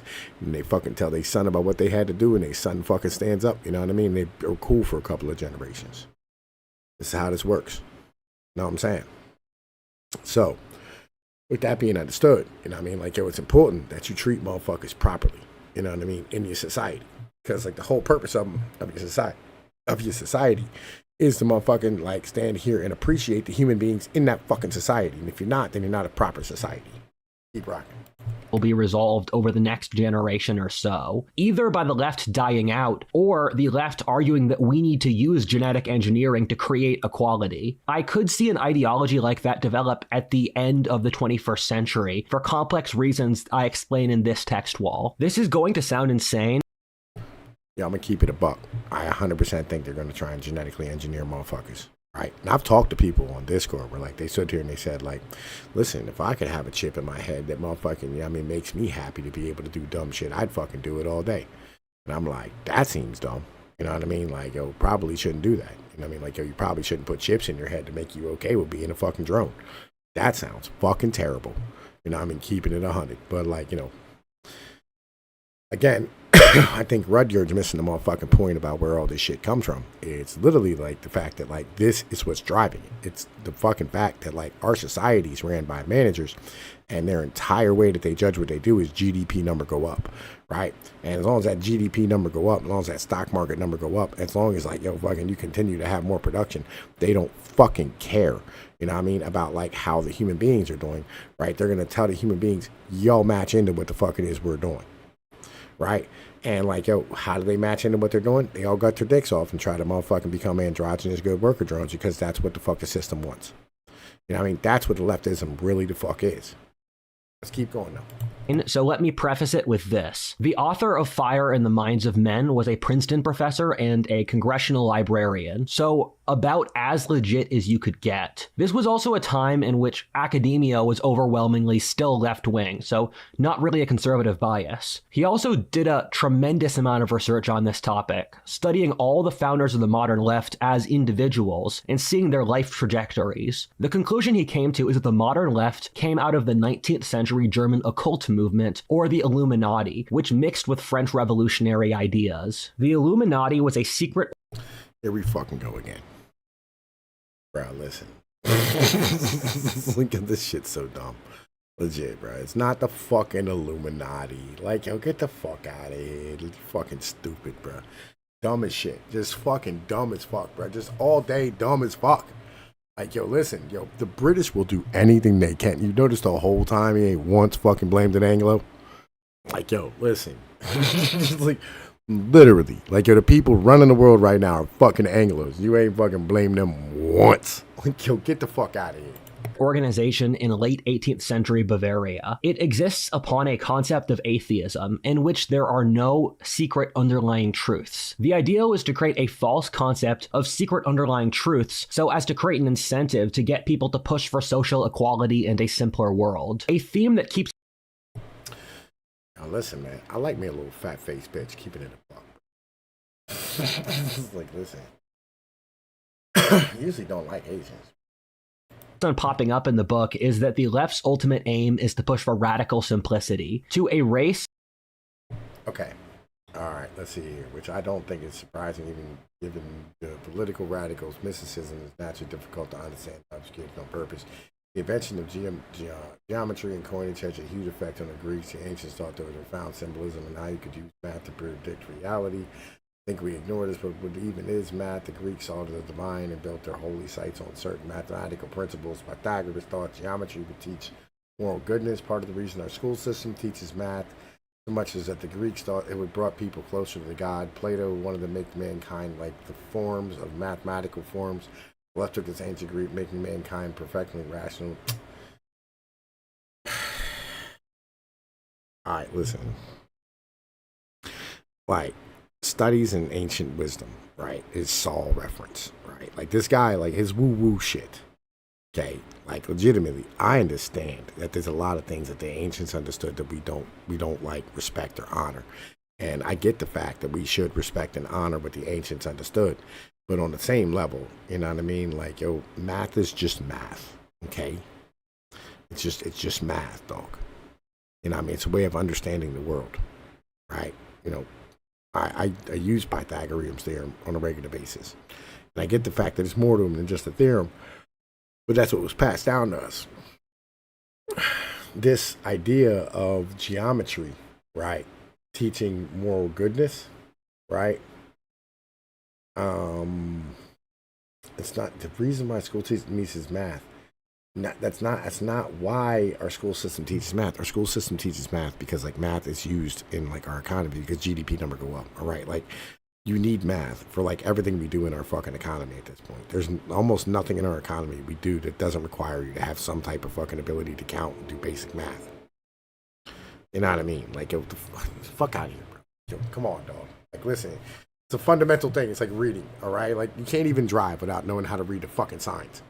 Differentiations of sex, class, religion, and nationality to make everyone the same. Interestingly, this goes back to Pythagorean philosophy, in which the founders of the early left were obsessed with Pythagoras, who founded a cult based out of mathematical principles in 6th century Italy. Everything the left does is projection, in which the outward mask they wear is the exact opposite of the underlying reality. When the left wants diversity, what they're trying to cover for is to get everyone to cooperate as interchangeable cogs in the machine that is bureaucratic civilization. You're not supposed to find pride in your ethnicity, region, family, community, or religion. Instead, submitting to the managerial global homo, a great term I have a text wall here to explain. To provide cover for this, they push diversity, which is also a weird...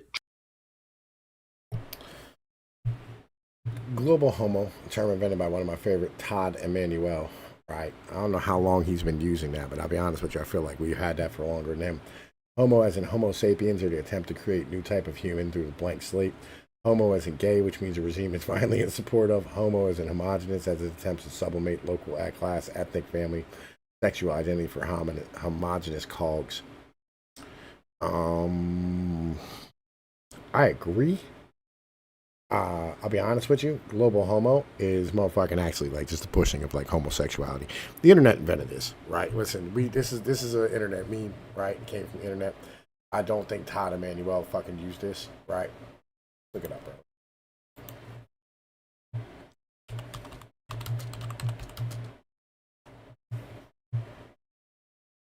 Let's see here.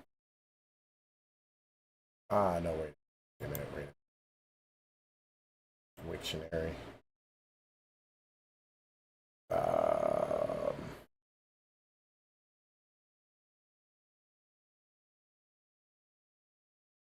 from 2016.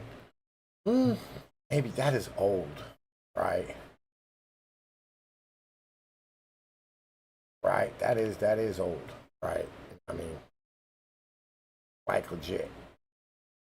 Alt right, 4chan, internet slang. Yeah, listen, like this is 100% one. This is one of ours. Truthful psychic withdrawal from said global homo. This again fits the left's strategy of causing a problem, then offering a solution to said problem, which makes the problem worse, and the cycle continues. Get rid of the police. Leftist political thugs replace said police. Left, white people don't have culture. I agree, right? Because white is a corporate term, right? White is not a thing. White is only a thing in America, right? Not just because like there was black, right? So there was white and there was black, right? And then there was reds, which was the Indians, right? And the yellow Chinese, right? You know what I mean? Because like Americans are fucking dumb, right? And the fact that like we were a colonial like fucking government, which we still are. We're still a colonial government. And we were a colonial like fucking, colony and shit of England, right? The fact that like we weren't British and we weren't like fucking German and we weren't Italian and we weren't any of these other things that we like were, right? Like they just said white, and it's a corporate term, right? Like where do you say that you're white at in a corporate fucking setting when you're filling out an application, right? White, black, Hispanic, right? Why is Hispanic not like brown? You know what I mean? Like again, like white is not that they don't have white. There is no white culture, right? Because white isn't a thing. This is the fucking problem. Like this again, what he's doing is he's placing this shit in like some leftist box where it's like it's some fucking some weird ass thing. Where in reality, it's just literally corporate nonsense, right? And because like everything was thought of in a corporate manner, where it's like fucking, hey, look, it's an economic sense, right? Let's not even go with corporate. Let's go with economic. It's an economic thing, right? Where it's like this is all about money. This goes back to Thomas Carlyle and the cash nexus thing, right? Rather than you being an Appalachian or you being a Pennsylvanian or you being a Carolinian or you being a fucking New Yorker or you being a New Hampshire, right? A New Hampshire person, New Hampshirean, go with that, Bostonian. Rather than you being one of these things, you're now white. So you can go to North Carolina because you're just a white man, right? And you can go work at a place because you're just a white man. You're not a Pennsylvanian, right? You know what I mean? Like, they don't, like, you're not going to show up there and eat, Pennsylvanian food. You're going to eat white food, which is American food, right? Get what I'm saying? Right? This is kind of the mentality, right? It's a way of stealing, like, your actual, like, ethnicity and culture from you. Right? And you standing here fighting for it is fucking dumb. Remove white people's culture, blame white people for not having culture, and then give them BIPOC brothers. To get back to that earlier thread, the Illuminati was relatively irrelevant and not the evil mastermind organization that conspiracy theories paint it to be. It was mostly an atheist social club for South German aristocracy and intellectuals. Ironically, the thing the Illuminati did that was... Basically, they were a bunch of Dungeons and Dragons players. You know what I'm saying? The most important was die. In that, out of its collapse came the formation of these different groups that were secret societies in Central Europe, which entered a period of Darwinistic competition, out of which the left came out of. They would combine the occult with political radicalism. This may sound crazy at first, but it makes a lot of sense once you start thinking about it. In that... All right, something that I think conservatives forget, that the conservatives were obnoxiously cruel in the first half of the 19th century Europe. They would tax the poor a higher percentage of their income more than the rich. They would hang a poor man who was stealing bread to feed his family. A dozen people would live in a single shack where they were working 14 hours a day while still starving. Meanwhile, the lower classes were prevented from social mobility as the nobility hogged positions. This was a society where being a leftist radical was reasonable. Yeah, 100% agree. This was a very religious society in which all educated people knew religious philosophy. Europe was also under the rule of a genuinely oppressive ruling class, which fused the church and state.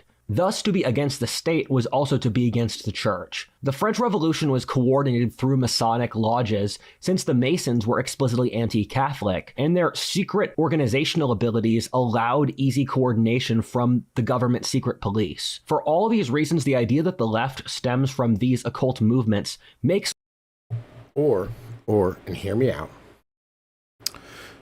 the heads of the communities and the business owners of the area were all Masons, right? Because Masonics, right, Masons as a whole, are literally just people, right, who are actually responsible for the places where they live and need shit, have a chance to meet without like the people whining at them about like shit that they want, right?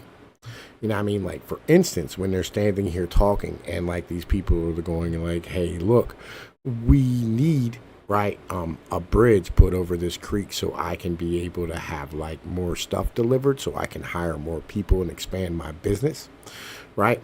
And they go, oh, that would be great for the community. Like, yo, we should probably do that, right? And then the mayor would be there and go, oh, man, listen, you guys need a bridge. Well, like, listen, we're going to need some help getting like a tax pass for this fucking bridge. Do you want to set it up as a toll, or do you want to set it up as like, you know what I mean, being used as part of the property tax thing, right? And they go, which would be more politically advantageous and get it done quicker? Because, like, you know, we should probably do this now, right? You know what I mean? They go, well, how much would it cost? And then there's an architect there who's like an actual mason, you know what I mean, who does like masonry work. And he's like, well, you know what I mean, let me get an estimate together for you guys, right? And in having all this stuff, you can have people who are able to like get the community rolling the way it needs to roll, right? Which is why a lot of our communities today kind of don't operate and don't have any infrastructure, because we killed all this shit about 50 fucking years ago, right? You know what I mean? And on top of that, you know what I mean, like, they'll have like, you know, hey, listen, you know, there's some guy in the neighborhood who, you know what I mean, like, his house burnt down. Like, we should probably get him some fucking help. You know what I mean? These type of things, right, are important to have. You know what I'm saying? You know what I mean? Like, you know, or hey, you know, my fucking nephew needs a fucking job, right? You know what I mean? Fucking, you know, he's just getting started off with his wife and kids, and like, hey, man, listen, you know, can he apprentice at your place? Yeah, man, that'd be fucking cool. And see, men could help other men in the fucking community. You know what I mean? And become like, you know, make the community better. But again, we destroyed all this shit years ago. And having these people like be able to talk to other people in other communities and go like, hey, you know, we tried this over here and it worked out really well. You know what I mean? It seems like that might be helpful for something that y'all need. And I'm like, yeah, man, listen, that'll be fucking cool. You know what I mean? Like, fucking, maybe we should try this over here, right? And like, yo, they're able to like get shit done. You know what I mean?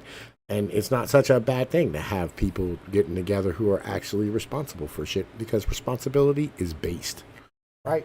Makes a lot of sense. And this is a conclusion from about a dozen different authors who have studied this topic have each independently come to. This is something serious historians agree with. However, I won't say that just because the left was founded by these occult groups, that makes it bad. Modern science is an extension of alchemy, which was largely the same thing, as you could say with Protestantism. Just so you know. There was a time when the Christians were a heretical, outlawed occult group. The major change was that with the Industrial Revolution, which was really the thing that gave the left its legs, turning it from a bunch of silly radicals to the world's dominating ideology, partly by making the world's population majority urban in itself. The Industrial Revolution also created strong incentives towards standardization, social engineering, and technology.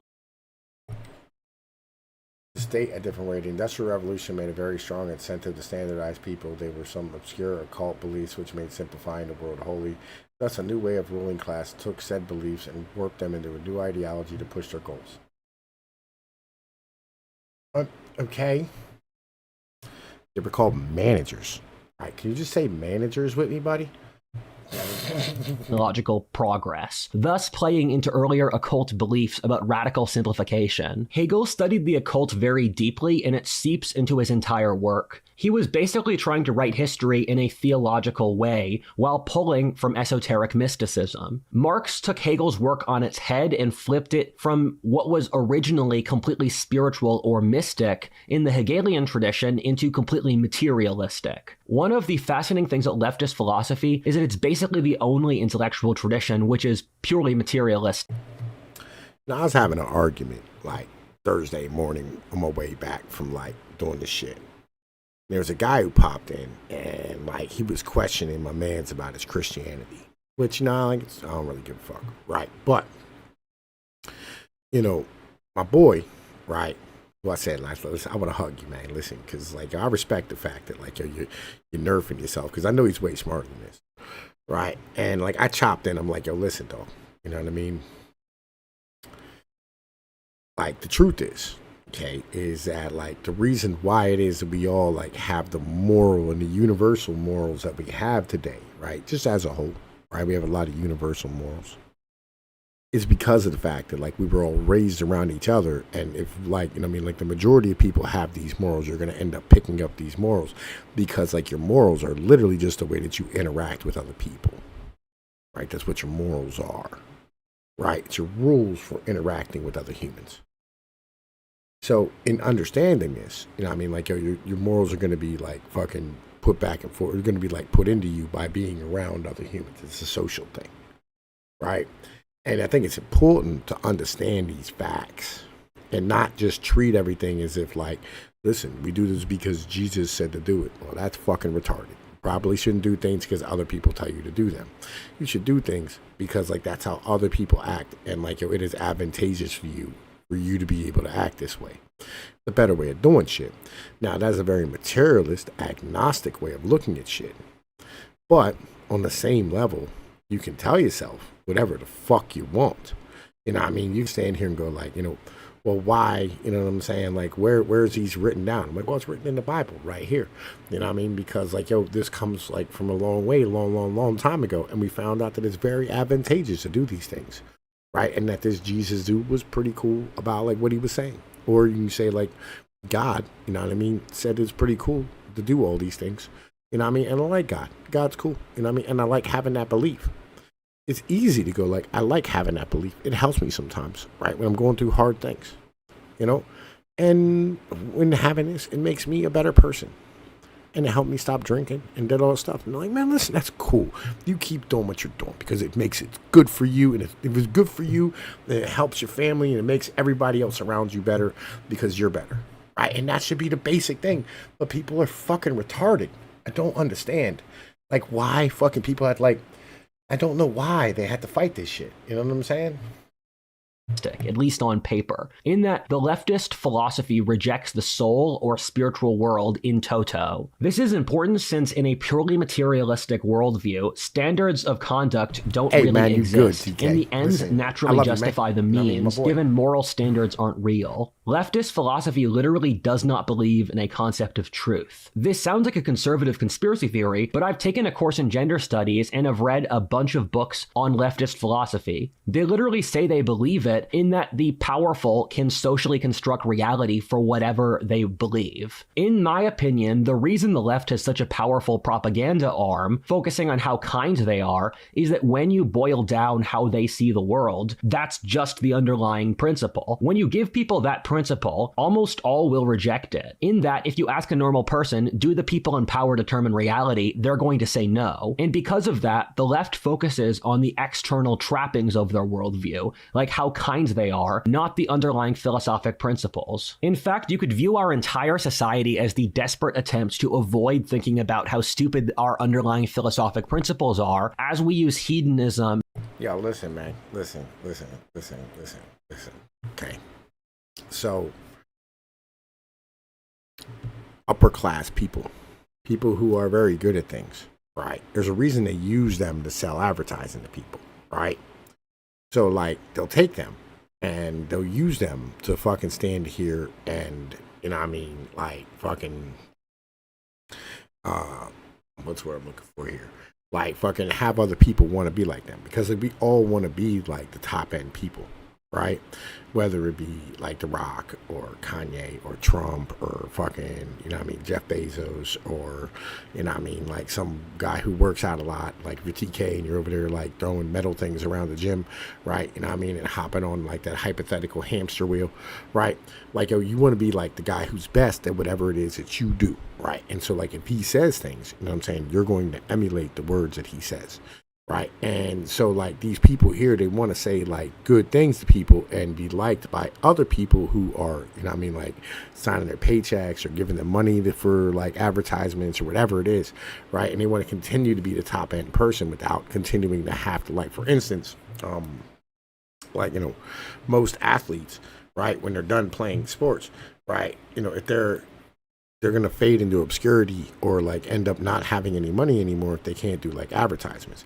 But in order to do advertisements, like for instance, Brett Favre don't advertise shit anymore because he's like worried about all that welfare shit, the welfare scam that he was doing, all these things, right?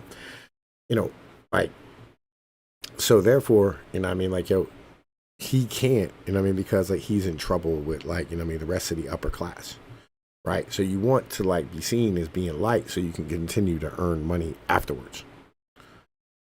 So, you know, I mean, you have to say the right things to the people who are looking up to you because, like, you know, I mean, now you're like, you know, fucking like an important person to all these humans. It's a basic ass thing, right? You know what I mean? And like, you read Ted Kaczynski's The Systems Need His Trick, right? And listen, we can look it up real quick. I ain't got shit for time, right?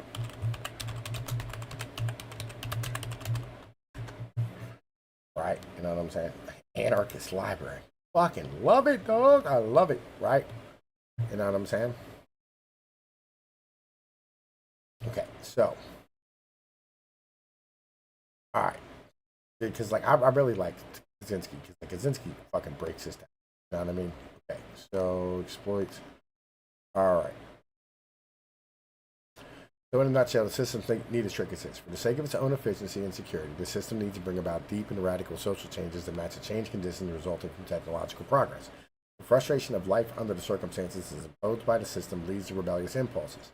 The rebellious impulses are co-opted by the system in the service of social changes it requires. Activists rebel against the old and outmoded values that are no longer of use to the system and in favor of the new values that the system needs us to accept. In this way, rebellious impulses, which otherwise might have been dangerous to the system, are given an outlet not only harmless to the system but useful to it. Much of the public resentment resulting from imposition of social changes is drawn away from the system and its institution and directed instead at the radicals who spearhead the social changes. Of course, this trick is not planned in advance by the system's leaders who are not conscious of playing trick at all. The way it works is, in deciding what position to take on any issue, the editors, publishers, and owners of the media must consciously or unconsciously balance several factors. They must consider how their readers or viewers will react to what they print or broadcast about the issue. They must consider how their advertisers, their peers in the media, and other powerful persons will react. They must consider the effect on the security of the system of what they print or broadcast. These practical considerations will usually outweigh whatever personal feelings they may have about an issue. The personal feelings of the media leaders or advertisers and other powerful persons are varied. They may be liberal, conservative, religious, or atheistic. The only universal common ground among the leaders in their commitment to the system is security and its power. Therefore, within the limits imposed by what the public is willing to accept, the principal factor determining the attitudes propagated by the media is a rough consensus of opinion among the media leaders and other powerful peoples as to what is good for the system. Thus, when an editor or other media leader sets out to decide what attitude to take towards a movement or a cause, his first thought is whether the movement and cause includes anything that is good or bad for the system. Maybe he tells himself that the decision is based on moral, philosophical, or religious grounds, but it is an observable fact that in practice the security of the system takes the precedence over the factors that determine the attitude of the media. For example, if a news magazine editor looks at a militia movement, he may or may not sympathize personally with some of its grievances and goals. But he also sees that there will be a strong consensus among its advertisers and peers in the media that the militia movement is potentially dangerous to the system and therefore should be discouraged. Under these circumstances, he knows that his magazines had better take a negative attitude towards the militia movement. The negative attitude of the media presumably is part of the reason why the militia movement has died down. When the same editor looks at radical feminism, he sees some of its more extreme solutions will be dangerous to the system. But he also sees what feminism holds that is much useful to the system. Women's participation in business and technical work integrates them and their families better into the system. Their talents are of service to the system in businesses and technical matters. Feminist emphasis on ending domestic abuse and rape also serves the system's needs, since rape and abuse, like other forms of violence, are dangerous to the system. Perhaps most important, the editor recognizes that the pettiness and meaninglessness of modern housework and the social isolation of the modern housewife can lead to serious frustration for many women. Frustration that will cause problems for the system unless women are allowed an outlet through careers in business and technical world. Even if this editor is a macho type who personally feels more comfortable with women in a subordinate position, He knows that feminism, at least in a relatively moderate form, is good for the system. He knows that his editorial posture must be favorable towards moderate feminism. Otherwise, he will face the disapproval of his advertisers and other powerful people. This is why the mainstream media's attitude is generally supportive of modern feminism mixed towards radical feminism and consistently hostile only towards the most extreme feminist position. Through these types of processes, rebel movements that are dangerous to the system are subject to negative propaganda, while rebel movements that are believed to be useful to the system are given cautious encouragement in the media. Unconscious absorbent of media propaganda's influences would be rebels to unconscious absorbent of media propaganda influences would-be rebels to rebel in ways that serve the interests of the system. The university intellectuals also play an important role in carrying out the system's trick. Though they like to fancy themselves independent thinkers, the intellectuals are allowing for individual exceptions, the most over-socialized, the most conformist, the tamest, and most domesticated, the most pampered, dependent, and spineless group in America today. As a result, their impulse to rebel is particularly strong, but because they are incapable of independent thought, real rebellion is impossible for them. Consequently, they are suckers for the system's trick, which allows them to irritate people and enjoy the illusion of rebelling without ever having to challenge the system's basic values. Because they are teachers of young people, the university intellectuals are in a position to help the system play its trick on the young, which they do by steering young people's rebellious impulses towards the standard stereotype targets, racism, colonialism, women's issue, etc.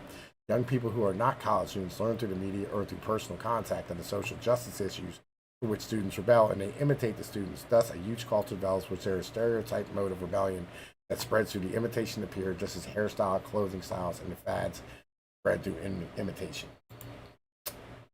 Basic shit, bro.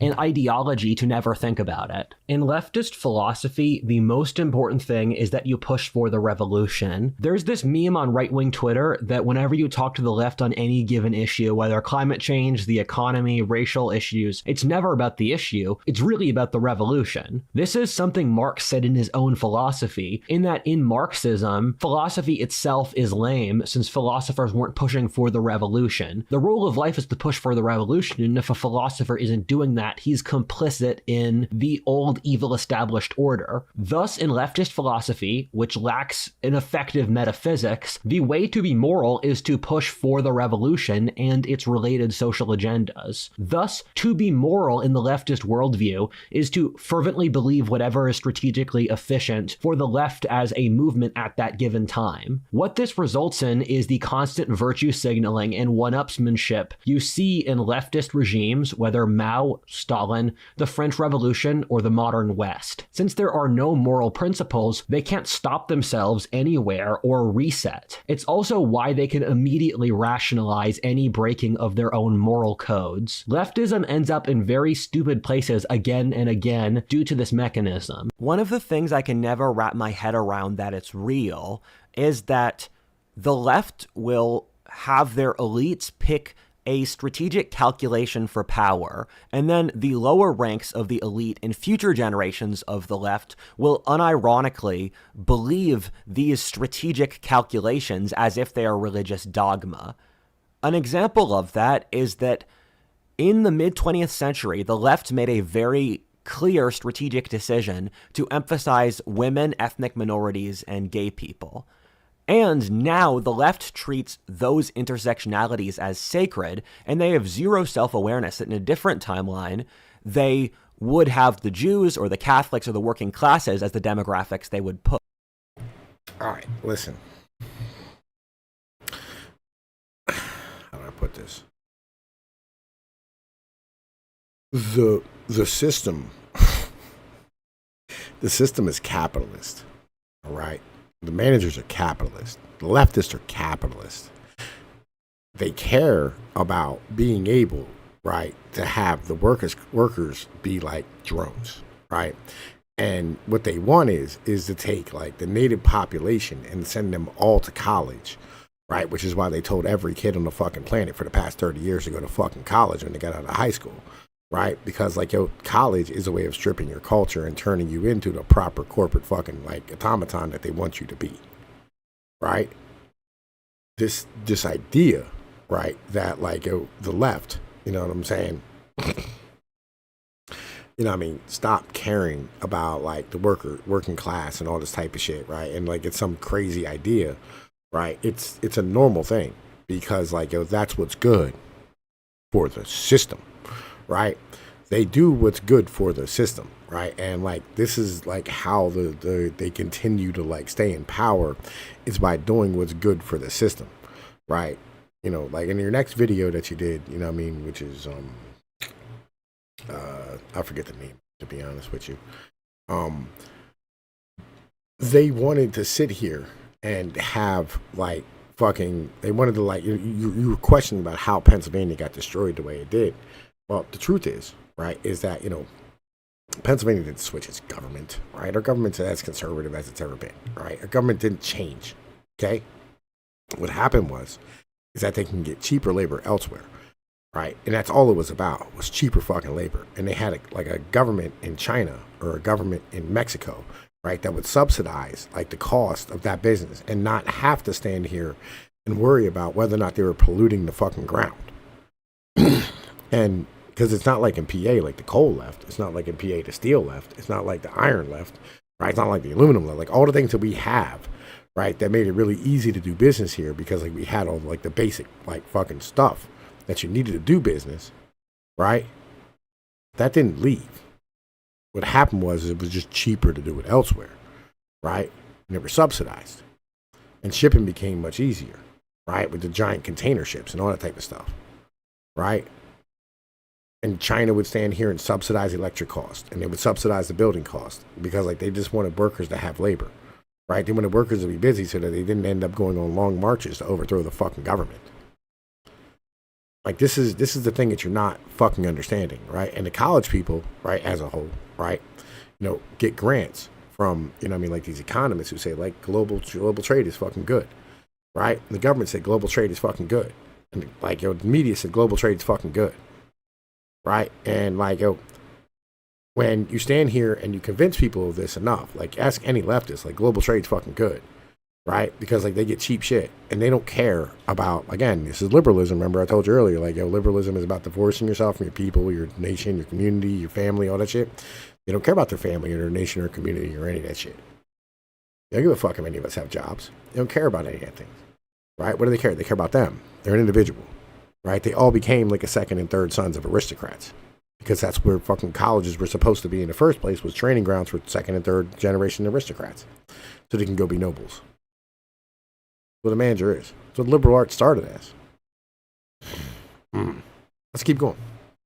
Push. And if you read mid-20th century leftist authors like Saul Alinsky or Gramsci, in Yuri Bezmenov, this is just literally what they say they're doing, that they're picking certain groups to get into power, and they made the strategic decision that the working classes were no longer a demographic which they could use to get power.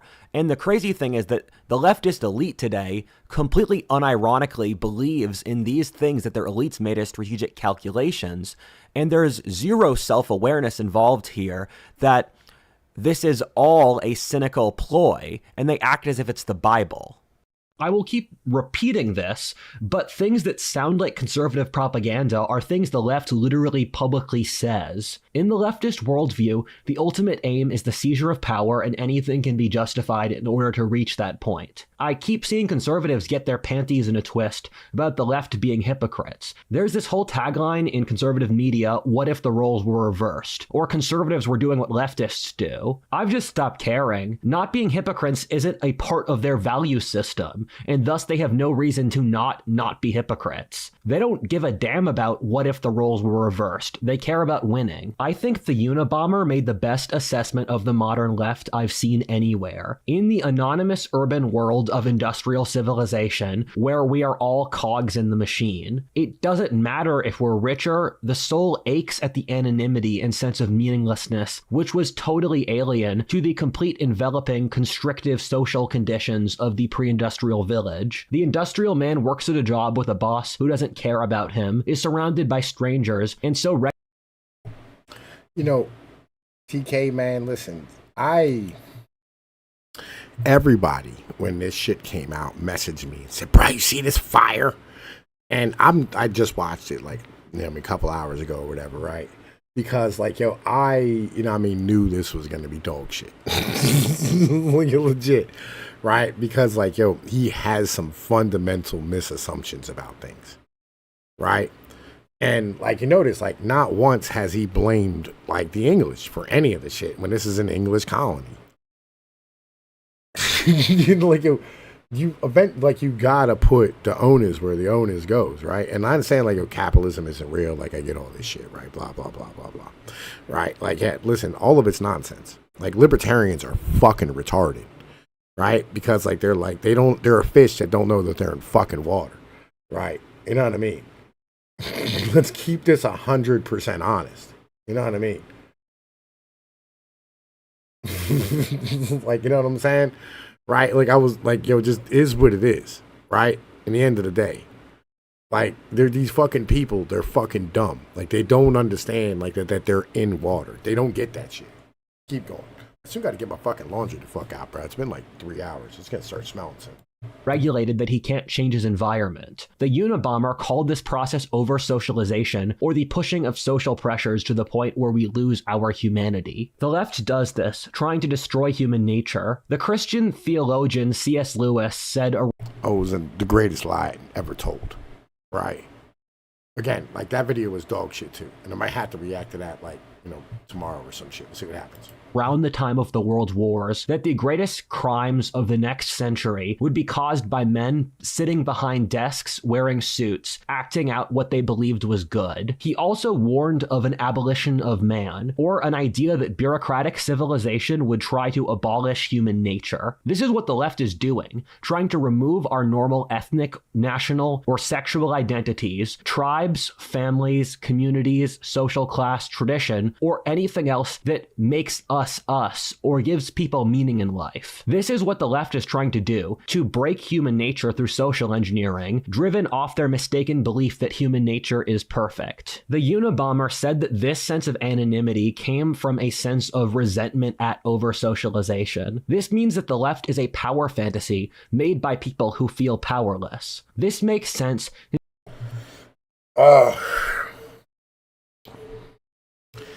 This nonsense. This fucking nonsensical ass gibberish, bro. Like, your real shit. Again, okay, listen.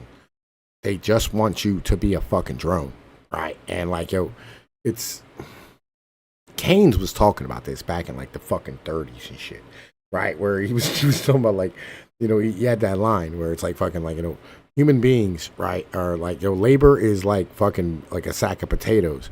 The problem is, like, it's not like a sack of potatoes, right? And I mean, because it cares how much it costs, right? It's just like, listen, human beings, you know what I mean? Like, they've been trying to control humans for like thousands and thousands and thousands of years, right? And like, most people have found the best way to control humans is to let them control them fucking selves and give them the ability to like take care of them and their families.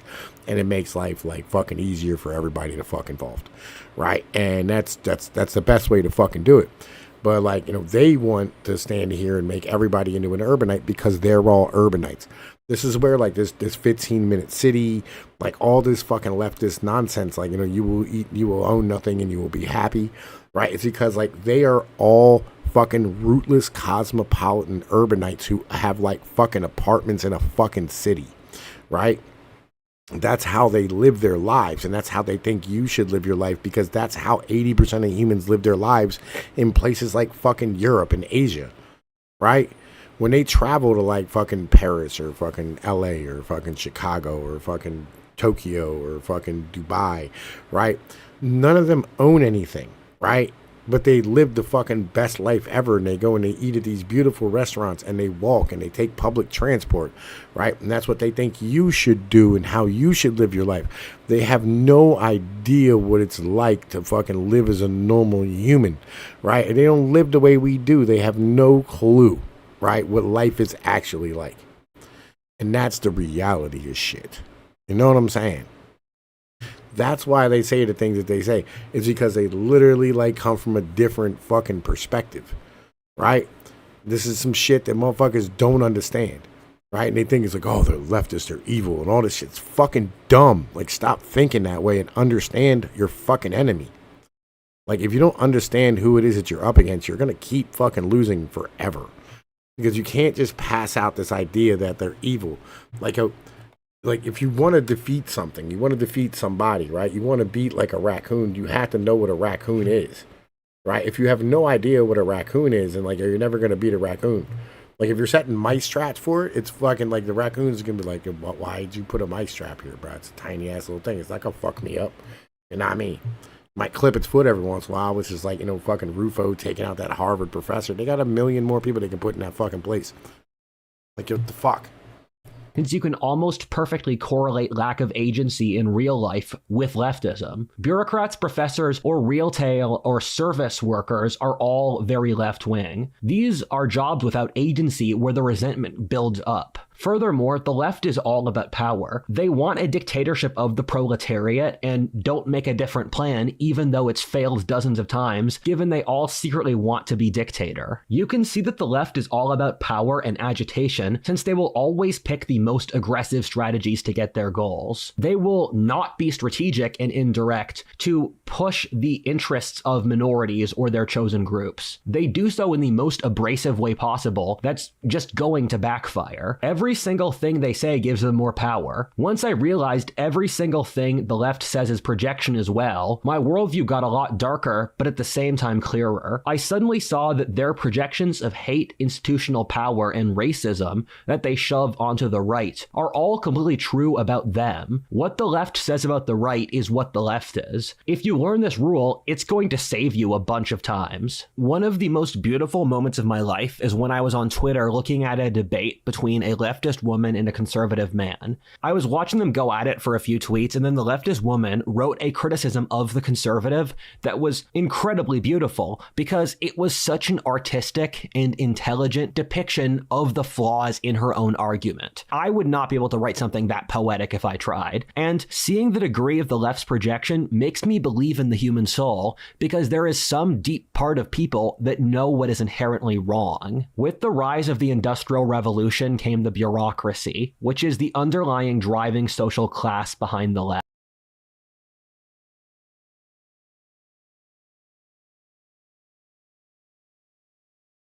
Oh, wait, sorry. I'm sitting here reading it to myself. Why American politics boil down to college-educated versus non-college-educated. 1, economy. The left wants college-educated government workers to manage the economy. Meanwhile, the right wants to give as much freedom to non-college-based businessmen. 2, social morality. The left wants college professors in various departments to determine social moral codes, while the right wants traditional religious figures to do that. 3, defund the police. The left supporters replacing non-college-educated policemen with college-educated social workers. 4, foreign policy. The left prefers using college-educated diplomats for international affairs and wars, while the right prefers using the non-college-educated military. 5, legislation. The left approves of college-educated bureaucrats making legislation over society, while the right abhors this. Why can't you say these things on the video? Why can't you say these things on the video? Why do you keep bringing up woo-woo Marxist nonsense? This is basic shit, right? Basic. It's fucking basic, dog. You know what I'm saying? Left. I've said before in previous videos that the left exists in the modern West to push the self-interests of the college-educated. Every single thing in the leftist worldview comes from the college-educated self-interest. They push for the abolition of the police and the replacement with college-educated social work. Yeah, I'm gonna keep it 100 with you, right? Like, do you know how many leftists I have brought over to our side? Like, bro, because like I have honest conversations and I talk about it from like a really normal fucking like a proper perspective. Like I approach it from their perspective. I'm like, listen, I'm an Appalachian. Like I'm attached to the land. I'm part of this, right? You know what I'm saying? Like my family's deep in these fucking mountains. Like I like my family and my kids, and I want my kids to like share my culture. And the left people love that shit, right? Like, this shit is so easy to defeat, bro. Like, everybody wants to, like, fucking stand here and, like, the right wants to be merchant so bad. like, all you got to do is go, I don't want to play your game. Like, it's some basic shit, right? Again, this shit is easy to defeat, but, like, the right doesn't want to win. The right wants, like, control of the system. When the system's evil, That's the fucking problem. Like, the system's trash. But they want to own that fucking piece of trash. Like, they want it. They want that fucking trash mound so bad. I'm like, bro, listen, I'm going to keep that trash mound. It's my trash mound. Like, what the fuck, bro? They want to get rid of the military and replace them with college-educated diplomats. They pervert college-educated professors to traditional religions and their priests. They loathe the working classes at this point, while treating the college-educated barista as their target demographic. They push for college-educated managerial bureaucrats in either the government or private enterprise vis-a-vis the entrepreneurs or merchant class. One of the best political books I've ever read is The Leviathan and Its Enemies by Sam Francis. It explains the current ruling class of our society by talking about... Yeah, he mentions Doolittle a lot. I have no idea who the fuck he is. I mean, we can look him up real quick. Hold up, bro. Let me see. Kurt Doolittle. Yo, why he look like that dude from yo, he looks like that Star Wars dude. Right. Yo, Kurt Doolittle.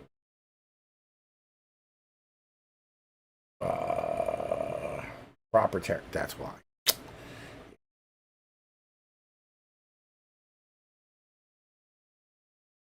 Overview.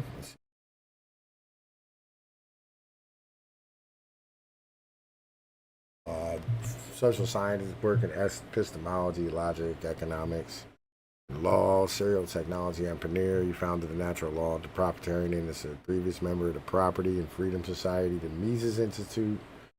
Both heterodox libertarian in his career. He's the founder and CEO and principal of a dozen technology companies, largely based off the Northwest. Based in the greater Northwest, ranges from 10 million to 100 million in revenue, with offices and customers around the world. I build companies, sell them, and pay for my intellectual habit without having to endure the insufferable politics of the academy.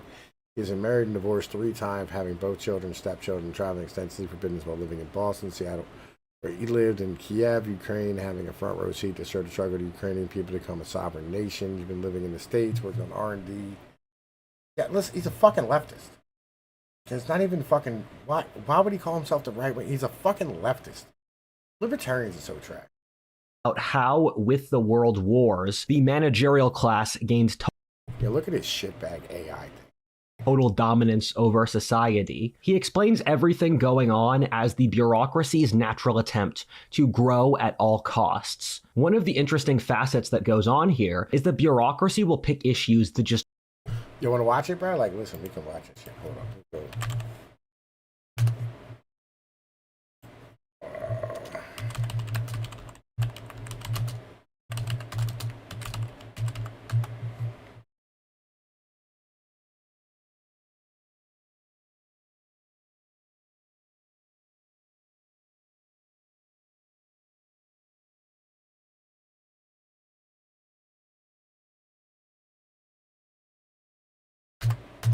Hang on, I'm looking for it.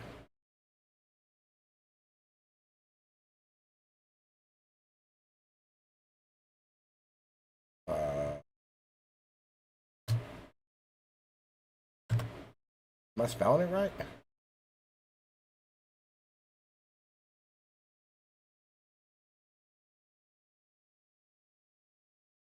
Philosopher version.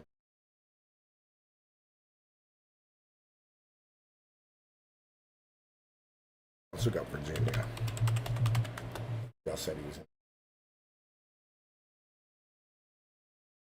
Hold up. We don't need it.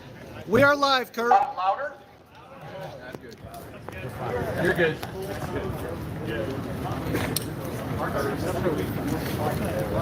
Got slow in the back. Yeah. Let's do this. It's.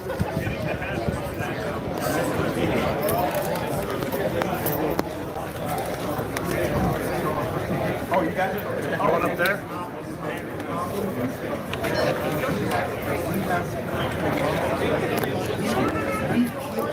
Sure, yes, By honest discourse and honest discourse alone.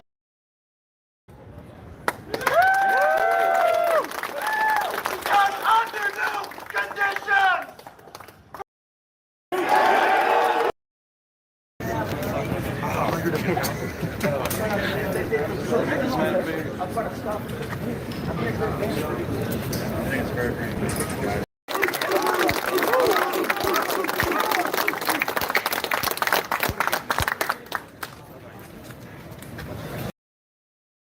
Is the copy over there? Yes. Okay. Thus I saw it. Okay. Because I signed it. Okay. There have been people signing the declaration as we've been doing this, and we will continue to do so. I like words. Syllables, the more the better, and the longer the run-on sentence, the better. Thanks for everything. Who wrote like that? Our founders. Yeah. Yes. All right. Thank you. There's only one point to make. If you don't have arms, you don't have sovereignty, you can't have rule of law. I'm looking, man. I'm not fucking seeing this shit. Looks like the fucking thing. Now let's, Mr. Medicare, Kurt Doolittle. Hang on.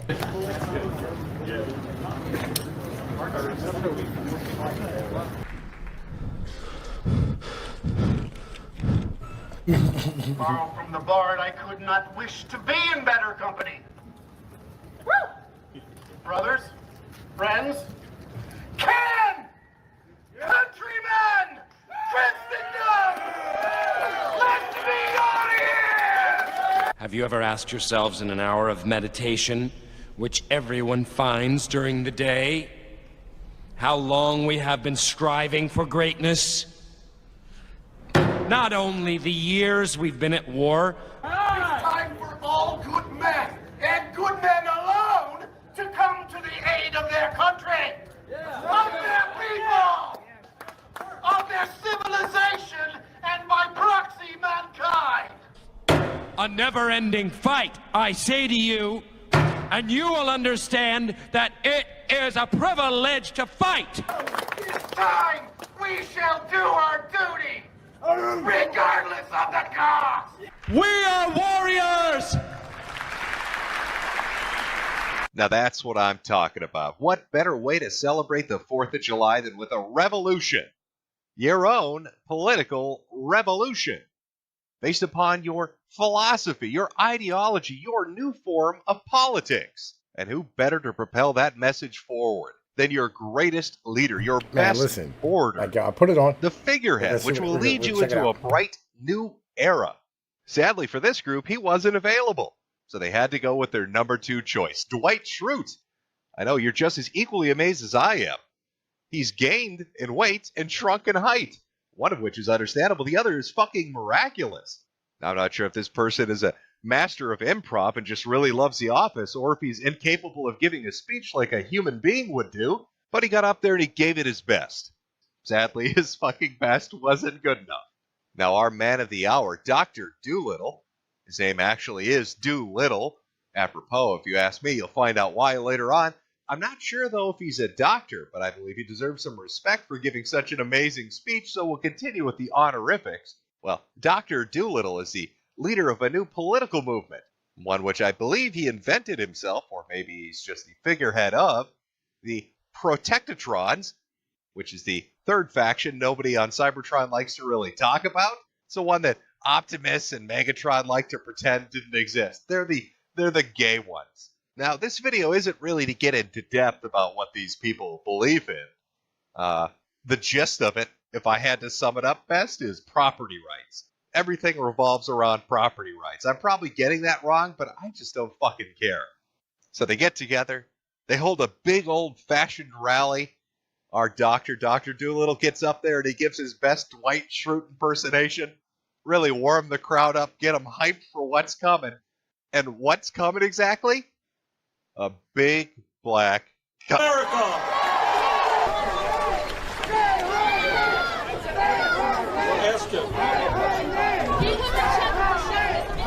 You remember that moment? I remember a lot of people supporting Bernie Sanders back in the day until they saw that happen.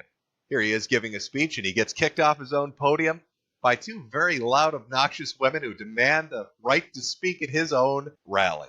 And what does he do? He bends the knee. He backs off, he bends the knee, and he lets him speak.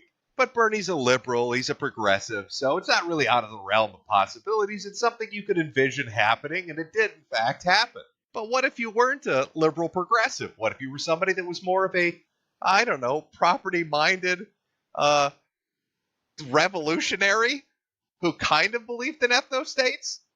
You know, you talked about racial differences and IQ differences. What would you do if Black Lives Matters came up and demanded the right to speak at your rally? I'll tell you what you'd do. You do what Dr. Doolittle did. First thing, you piss yourself. Full-fledged urination. I'm talking, I'm a big boy now, pull those depends up, let loose that torrent. I mean, you gotta soak that shit. You're wearing khaki shorts. You need. Yo, wait, hold up. Can y'all see this shit, bro? Like, yo, can y'all see this shit? Yo, my man's literally peed himself. Yo, bruh, yo.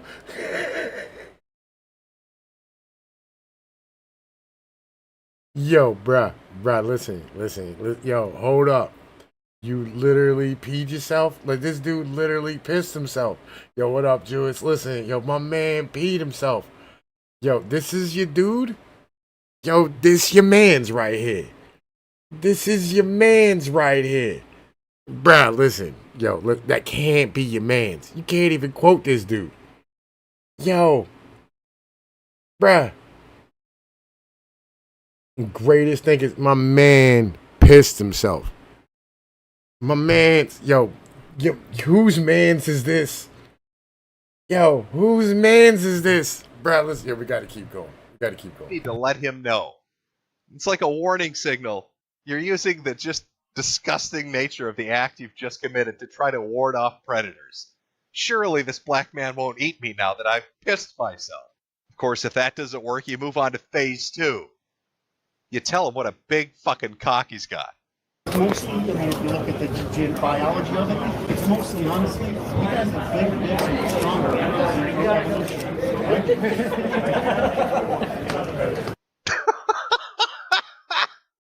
Yeah, yo, bro, I didn't hear that. Hold up, man. Hang on, man.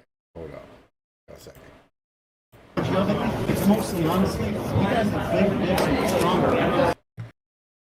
Yo, he said y'all got bigger dicks and you're stronger. Bruh, whose man's is this? Yo, whose man's is this? Yo, whose man's is this? Somebody come and get your man's, bro. Listen. Yo.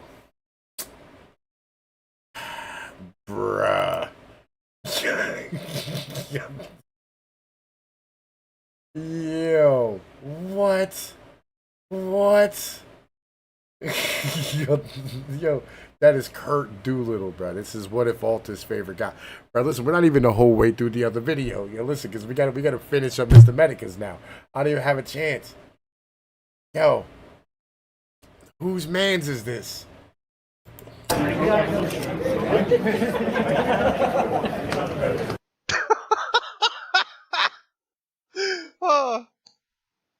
So here we are at our 4th of July rally, telling everybody about how we're going to take the country back. We're going to write our own fucking constitution. Revolution, revolution, revolution.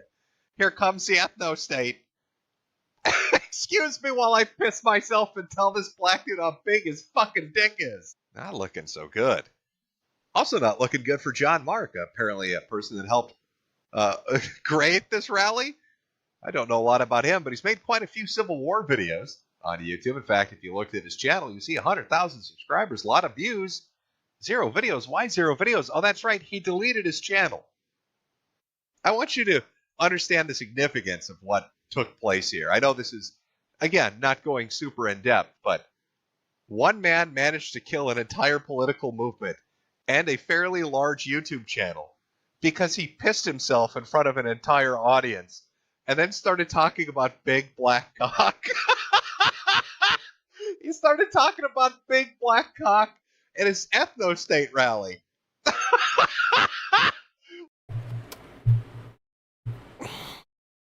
Listen, right?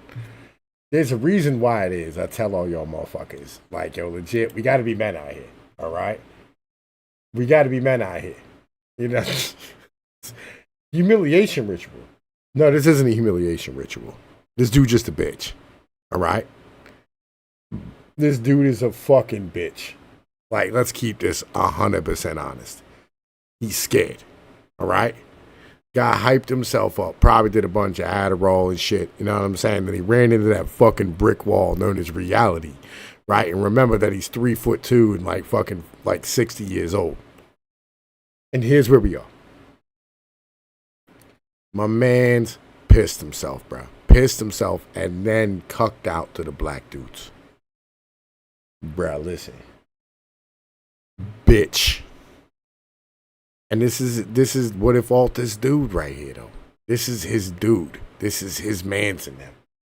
This is his fucking mentor. You know what I'm saying?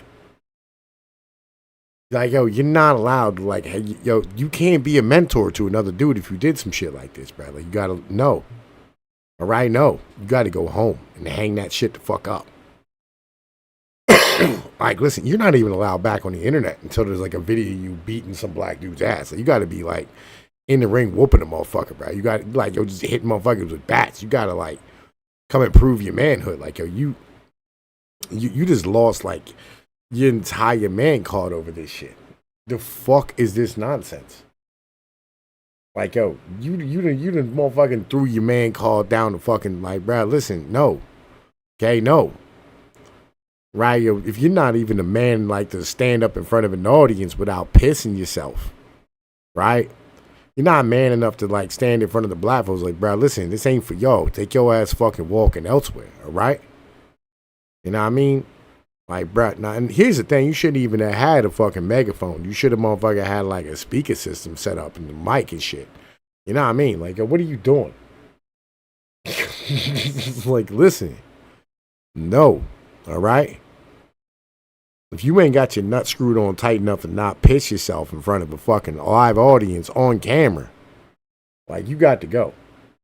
Listen, Biden pissed himself. He was wearing the diaper, though. All right? Listen, you're allowed to piss yourself if you're wearing the diaper. Like, old motherfuckers is like, listen, I've sat next to old people that shit themselves and shit, bro. Like, just, that's how old motherfuckers are. You know what I mean? That's his life, okay? You know what I mean? Like, if you're mentally deficient, it's a different animal than if you're just a bitch. Like, yo, the fuck out of here, though. Like, yo, the fuck out of here. Nah, bro. Like, no. All right? No. What the fuck? Now, maybe I'm wrong. Okay, you know, maybe because I haven't read up enough on this, I'm missing some key fucking details. Hear them. I don't. You feel power. You know, I'm not. Let's side by side this. There we go. Better. You fear them. I don't. You feel powerless. I don't. You want social confirmation. I don't. You want immediate gratification. I don't. I want you to man up, shut up, show up, and in such numbers that we win by default. Get on board. GSRRM is a tactic of women. Bro, listen. Here's what we're gonna do. Right? Here's what we're gonna do. Right.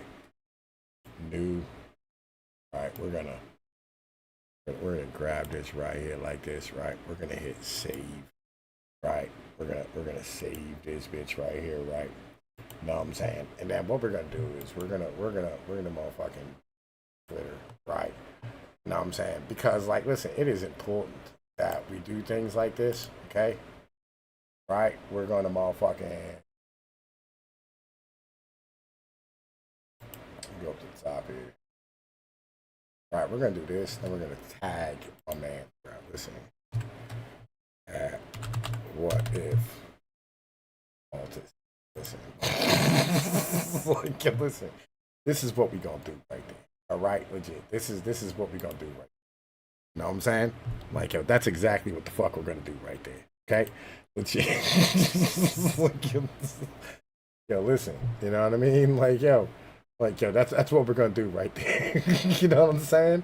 That's exactly what we're gonna do right there. You know what I mean? Like, yo, because we cannot, you know what I mean, like, allow this shit, right? Like, we cannot allow this shit. Let's keep this 100% honest. All right, we're gonna get this the fuck done.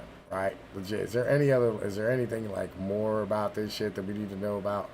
You know what I mean? Because I feel like there's not like a lot more we need to know about. You know what I mean? Right. We're not doing this shit, bro. All right, let's get back to the original video. Bro. Let's rock. Physically can't be solved, thus allowing infinite funding for forever. If we're being blunt, the issues in Black ghetto communities, the hysteria of Karens, and the third world's poverty just won't be fixed by bureaucracies, thus allowing infinite bureaucratic bloat. He argues that the reason the left was able to gain social dominance was that since it naturally appeals to the self-interests of the bureaucracy, thus as every single institution becomes run by a bureaucracy, the left was able to gain social control of the upper brass of the military, media, academia, executive branch, educational system, state government, news, religious institutions, and anything else you could imagine. Since power was concentrated in the bureaucracies as the only way to manage an urban society with that technological level, thus those who ran the bureaucracies had the power. This explains pretty cleanly how Western civilization was taken over completely by suicidal maniacs who hate the civilization itself. Listen, they're not suicidal maniacs, bro. You know what I'm saying? They're not. Okay, and like, yo, it got taken over by managers because, like, yo, listen, we have a giant ass motherfucking, like, industrial technical fucking, you know, like, society, right? Our economy, it requires management because, like, we're on a continent, right? You know what I'm saying? And, like, have a massive economy that's all, like, intertwined globally. It requires massive amounts of managers, right? And they don't hate the system. They don't hate the society and the civilization. They just, you know what I mean, like most of them do. But like, you know, what they hate is like, you know, having to deal with people who, you know what I mean, are not like them. Just like us, we hate having to deal with them, right? Like this is just how this works. We both hate each other. You know what I mean? And like, you know, they want to take all of us and coerce us by, you know what I mean, like using, you know what I mean, like all the systems and tools that they have to turn us into being like good androgynous drones for their like motherfucking system. That's what the fuck they want. Because the bureaucracy gets power from dismantling Western civilization. Francis often brings up the Italian thinker Gaetano Mosca, who said that the left selects for the certain class of leadership called foxes. Foxes are clever, wily, and manipulative. Listen, this is what happens when you don't read Machiavelli, right? Like real shit. Listen, Machiavelli and Prince, right? You know what I'm saying? Gotta be a fox to avoid the trap and a lion to motherfucking back off the wolves, right? You know what I mean? That's the mentality, right? And you know what I mean? Like this is where this shit comes from. Like he's acting like, you know what I mean, he's fucking super clever because he read like Mosca, who, you know what I mean, read Machiavelli, right? You know, listen, go read Machiavelli. Read the original source. It's fucking well worth the read. That was the Prince. Read The Art of War too from Machiavelli. Right, great book. Manipulative. They are a kind of people who are good at running complex systems. However, they're bad at using physical force or doing hard things that deal with the real world. It fits into a classic historic pattern in which the empire is built by tough, strong men, but after a few generations, the emperor is an old fool or child, while the court is run by harem girls, eunuchs, and bureaucrats. Since those are the kinds of people who are the best at navigating court politics, or the foxes. Then the empire deteriorates, the peasants rebel, or barbarians burn the capital down. I think this is what will happen to our society, as I've said in a dozen other videos, as we are a society run by eunuchs, harem girls, and bureaucrats, driving the nation into insanity. The left in its victory has grown weak and stupid. The left won so hard it lost the ability to do anything. They can't wage war, make companies, art, manage government, do law enforcement, develop new ideas. There's not a single recent left-wing author who I admire. 10 years ago, there were... Listen, the left never started companies, okay? They never conducted warfare. They never did any of these things. That wasn't the left's job, right? You know what I mean? Like, the right was the ones who always came up with, like, the ideas and the companies and shit. I'm not saying anything, it was the left, right? I get you. Now, you know what, man? Listen. You're not even talking about the left. You're just talking about the managers, all right? And, like, the managers do managerial shit. Okay, that's what managers do, all right? And, you know what I mean? Like, yo, the merchants come up with companies and ideas and shit. Right? Just how that operates. You know what I mean? And like the fucking government conducts warfare. Just how the government does. All right. And like we've let managers just completely invade motherfucking like the Pentagon. Right. And the vast majority of this is literally like the fact that like a lot of the Pentagon's like fucking ways of doing things are ran by like the Labor Department, the State Department, and like fucking congressional motherfucking like people who just put pork into every fucking bill to make sure that like their local district has a whole bunch of military motherfucking bases and motherfucking like actual fucking like manufacturers for like military equipment. You know what I mean? Because something like 52% of the entire goddamn GDP is literally government spending at this point. Nothing misunderstood about this, right? This is management like continuing to take over more and more of the fucking economy. This is just the government growing too big for its britches. They haven't lost the ability to do anything. They never had that ability. There were plenty, but the left has become decadent and stupid. One of Francis's ideas that I like the best is that you can divide the modern left into the new left and the consensus liberals. The consensus liberals are the Sam Harris, Redditor, rationalist, the science trademarked UN, graph go up, neoliberal types. I can convey their I'm getting really tired of everybody using my GDP number going up and not paying me no motherfucking homage for it. That is my fucking meme. I invented it, and it's aggravating. That like literally like I don't get any goddamn credit for my shit. In a jumble of words, better than articulated, but I know that you know what I mean. They are the de facto ruling class. Meanwhile, they are in coalition with the New Left. The New Left is Wicca, Mother Goddess, degrowth, reparations, your truth crew. These two look as if they're in opposition, one being rational and the other being intuitive. The reality is that they've been working together as a sort of tag team, playing good cop, bad cop since the world wars. The consensus liberals pretend to be reasonable, scientific, and a consensus, while the reality is that they artificially... I know it existed for a hot minute. I'm fucking the one who came up with it. God damn it. Stuff the bureaucracies and committees to get whatever they want. Said impersonal processes were supposedly created to bypass the negatives of human nature, while the reality is that they just enable its worst aspects. The consensus liberals use the threat of the new left to keep shuffling the social consensus leftwards. You want to avoid the complete insanity of the new left, so take this reasonable step for progress. This is salami slicing for the left to get total power. The new left is astroturfed as outsiders used to push the regime. Nah. Here's what this is, bro. This is really simple, okay? Because of the fact that like we pushed every fucking kid to go to college, and because of the fact that like, all right, let's start this where it starts. 1850s, okay? 1850s, you know what I mean? Fucking shit. What was it, like the fucking 7 Years' War or some shit like that? Some war. Hang on, look it up. War that caused Germans to come to America.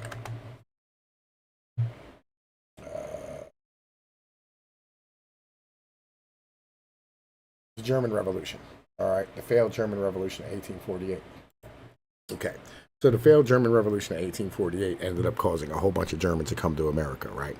And when this happened, you know, I mean, it started off the process of, you know, I mean, like old age insurance, because like all the young people left and came to like America, and then we went from the East Coast to the West Coast because like the Louisiana Purchase, the winning of the Spanish Civil War, all this fucking type of shit, right? You know, I mean, we took over like all the entire continent, we settled the whole continent, and this is like the whole history of like us up until like the past like 30 or 40 years, we've been, you know, I mean, moving all across the country and doing all this type of shit, and the kids have all left the old people behind. Right. And in doing so, you know what I'm saying? Like nobody's taking care of their parents, and like their parents aren't there to help take care of the kids, and like fucking just everything's all fucked at the moment. Everybody's just radical individuals and just atomizing shit. Right. And having this, you know what I'm saying? Like, nobody wants responsibility for having to take care of people, because everybody wants the ability to continue to move all over where the fuck they need to go to for fucking work and all the shit that they got to do to take care of themselves. Right. And not having like proper family structures and communities ends up having the government go, well, we're going to have to take responsibility for shit. Right. And so the government takes responsibility, and in doing so, this is the shit that they fucking do. That's where all this shit comes from. This is a natural thing that fucking happened, but you keep blaming it on like some fucking ideology, when in reality, the Like, ideology is literally just justifying the shit that's happening because of the fact that you motherfuckers want to be individuals. Stop being libertarians, Rudyard. Regime's interests, given everything the New Left pushes for, really demands the growth of the managerial class. It's funny how punk rock, rap, and other degenerate, chaotic art forms have just become the mainstream so easily. In almost all cases, what the New Left sees as progress is the breakdown of traditional social ties or individual responsibility. Yeah, I feel you, bro. Listen, like, I've spent every day this week at the doctor's with my pops. I got you. You know what I mean? Right? Listen, we are rare, though. Let's keep this all the way 100. We are a rare breed doing this shit these days. And on top of that, like, yo, our parents ain't helping taking care of our fucking kids. You know what I mean? That just is what it is at this point.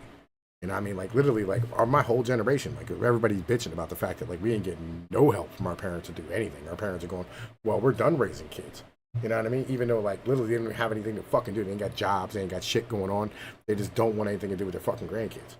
Responsibility, which is always filled by the state or management. As the society decays and collapses, the bureaucracy fills the void. Part 3, the abdication of responsibility. This leads into a topic which totally deserves to be its own video, given it taps into the most deep and fundamental part of human or animal nature, a split which goes back nearly 1 billion years, that between men and women. This is literally the most taboo thing to talk about in society, which just proves the point in of itself. You know who's in power by who you're not allowed to criticize. And I frankly think a big reason rightist discourse is so obsessed with the Jews is that they're scared of blaming women. We've reached a point recently in the divide between male and female has become a inherently political divide amongst young people, in that 3-to-1 young men are conservative and the reverse is true for young women. The question I have here is, how the hell are they supposed to start families together and have kids if they're fundamentally different religions or civilizations? If we told any pre-industrial society that the great political divide inside our society was men versus women, they would be in complete shock. The idea that women could push their own interests would appear insane by historic standards.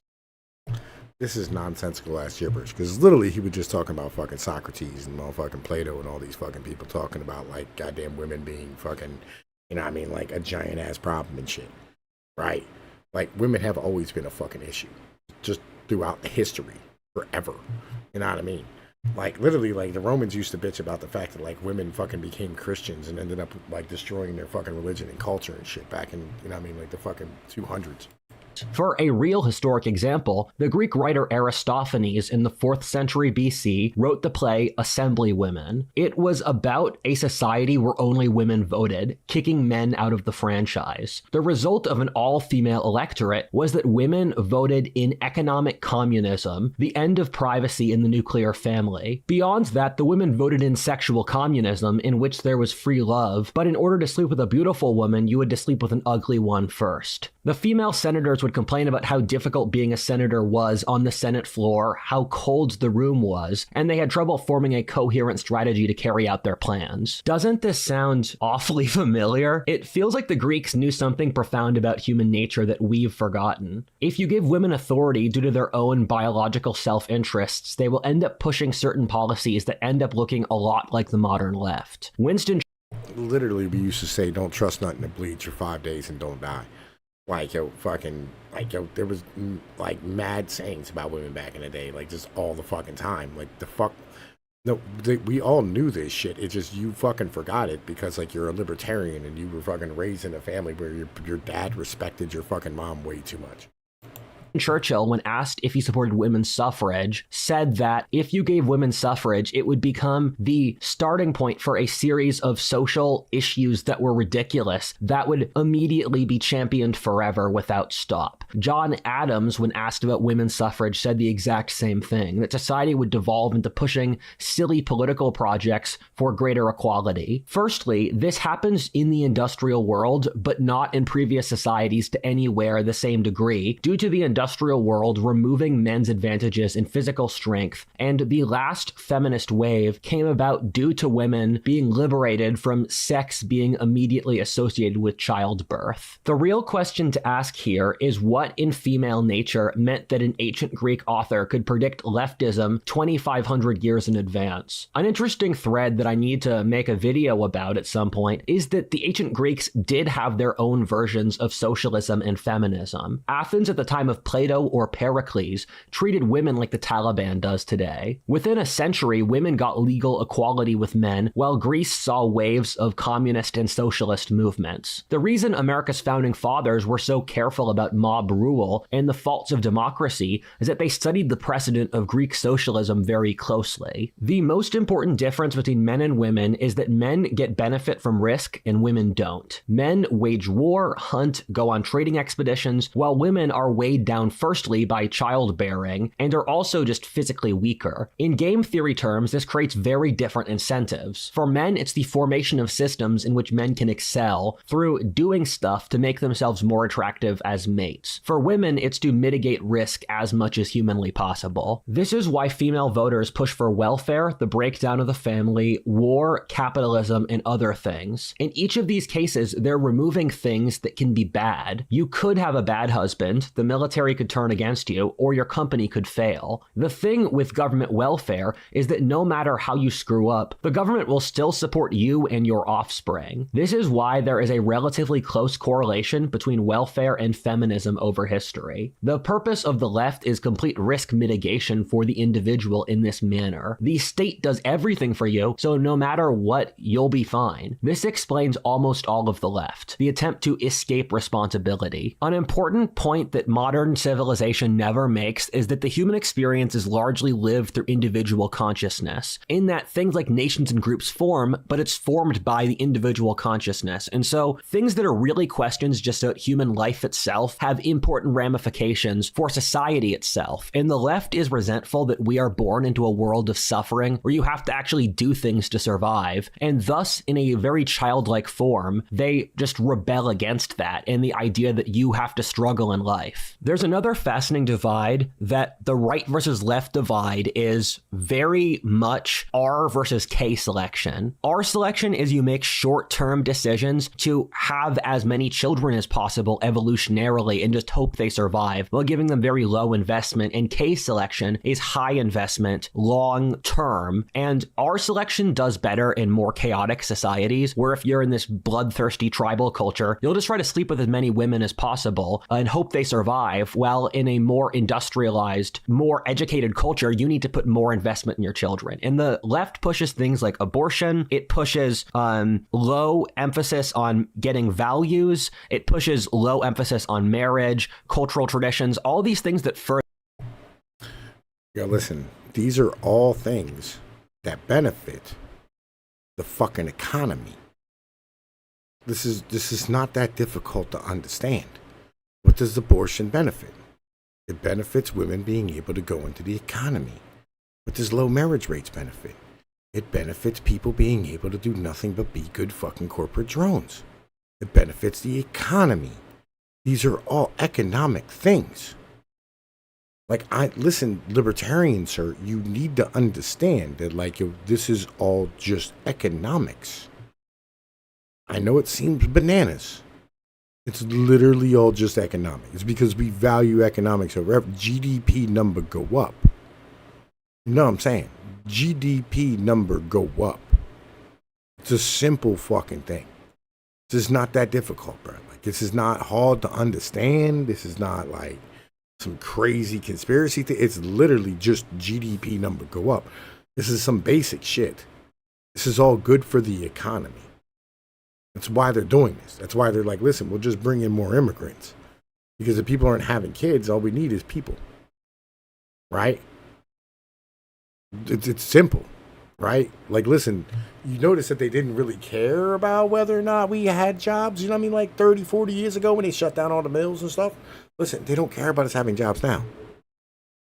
They don't give a fuck. Their job is to make the economy keep going and make the GDP number go up. That's all they care about.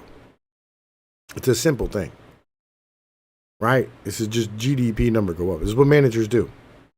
Why do you think the Romans did it? You think the Romans did it because like they needed, you know what I mean? Like, you know, they hated the, do you think Rome hated Romans? Are you out of your fucking mind? No, they didn't hate the Romans. They just needed GDP number to go up, buddy. Like, you know, they just needed the shit to continue to move forward. They needed more soldiers.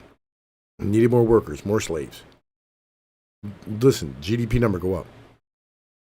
When you care more about your economy than the people, your fucking shit's going to collapse. It's just how that operates. Further case selection, while the right is the opposite. Another interesting element here is that we've consistently found from SAW, or an acronym I invented for Studies in Ancient Wisdom, is that women are just as aggressive as men. They just... Yo, Tuesday, dog. Fucking Dingleberry Tuesday. I looked it up, bro, because like I was like, bro, listen, I want to get outside and go do some shit. Like, this fucking rain is fucking me. You know what I mean? Like, I'll be real. Like, driving every night in the fucking rain has been fucking torture, dog. I'm keeping it 100. Like, I'm keep feeling like I'm going to die. You know what I'm saying? You know what I'm saying? Like, fucking this shit, you know what I mean? It's goddamn bananas. By the way, Dingleberry, what up, man? Nice to see you, my brother. You know what I mean? As always.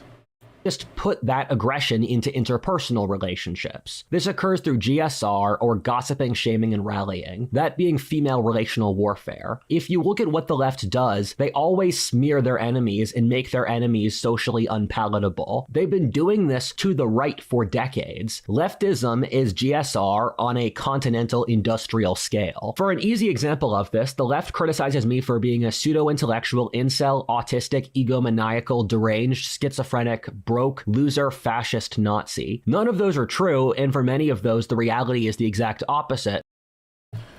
What has never read a book after 1965 and gets all his sources from his crack pipe? I know because Val said it once. Now, I'll be honest with you, Mr. Rudyard. You said you don't read books after 1965. You have said this. I've heard you say this multiple times. Stop saying this because I know you do read books after 1965 because you read Zihan. Like, listen, bruh, like, yo, come on, dog. But that doesn't matter one.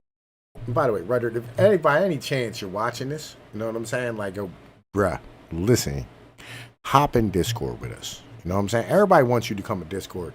Like, yo, we wanna be able to, like, yo, get you out here and have you conversate with some real motherfuckers. Wit. What matters to them is that they made me look low status and thus not worth listening to. It's the political version of a mean girl saying you look fat today. The left are the best people in the world at playing verbal games. They won in a world where everyone was so wealthy that appearing popular trounced actual survival. What Moscano said is correct, that the kinds of people in the leftist elite are the same sort of people who are cunning but not tough. They can only control the population through psychological manipulation. This is why they use schools, academia, the media. Listen, I keep telling motherfuckers, like, bro, the Jews. I'm like, just hit them in the mouth. Like, you know, Italians have been dealing with Jews for years. Like, yo, and we've never really had a problem with them fucking us over, right? Because, like, the moment they get out of pocket, we just crack them. This is some basic shit. Like, octopuses got this figured out. They go hunting with fish, and every once in a while, just crack the fish and let them know I'm not playing with you. You know, you just gotta do that shit sometimes. And all other types of manipulation in order to control the population from the cradle. This is why they responded to Trump with an insane bout of shaming and trying to make him look terrible. If the left is screeching at you, that's a good sign. It means they're scared. The reason women use GSR is they can't use physical force. The left is a fascinating historic moment. I think thousands of years from now, people will be shocked that it ever existed. I think the left will be remembered in the far future how we look at the bizarre Christian theological conflicts which occurred around the time of the Dark Ages. Wait, people actually killed each other over what aspect of Christ's divinity existed at the very moment he was resurrected. It makes perfect sense to us now since we're stuck here, but the left's denial of reality itself inside their own worldview is just bonkers. I don't know how else to say this, but once you dig to the bottom of the left's worldview, they're just wrong. In in future eras of history, we're going to learn these lessons, and they'll ask us, hey, why didn't you immediately ask the left what their view on human nature and the world was? And when they didn't give you a good answer, why didn't you immediately call them out? They would think about us, you guys were so scared of looking nerdy that you completely sold out your society to insane people. The powerful just don't construct reality in their image. Human nature just isn't perfectible. The state won't fix all of our issues. People just can't completely abdicate responsibility. The fact that we let Marxists take over our civilization twice, after the previous round killed a little less than 100 million people, is just insane. I've been reading Solzhenitsyn lately, and he's one of the best authors I've ever read, although it's so depressing it's hard to read. And the biggest thing I can't forgive the left for is just the sheer pettiness. Solzhenitsyn writes out how communists would starve someone for a month, leaving food in front of them without letting them eat it, torturing people like a mouse plays with a cat, enjoying the suffering, interviewing someone about a friend who was sent to the gulag, asking them about every single thing they said in their casual conversations. If you say the wrong word, you're dead. Even if you do it all right, they could kill you anyway. This is something I see with the leftists today. We choose to ignore at our own danger. We can choose to see the left for their pretty face or what's under the hood. In our society... All right, listen. Okay. Here's the thing. All right, this is an important thing to understand. Okay, first off, there's no such thing as Marxist. It's fucking dumb. All this shit is literally just managerialism run amok, just life. You know what I mean? Because like we refuse to like fucking say that like we refuse to back down off of our economy, right? We keep thinking that if our economy slips down, like we're going to end up having like a massive problem, and we will. Because like what they've done is they've stood here and they've paid everybody to like fucking forget about who they are and where they come from and like what we are as people. And that's really where we are. And you can either be a libertarian or you can be in like an actual like conservative who wants to conserve some shit and like have a family and a community and all the things that actually matters to a human being. It's up to you. You know what I mean? But yo, look, I'm Tom Pease with Pnoid News. I hope y'all enjoyed this.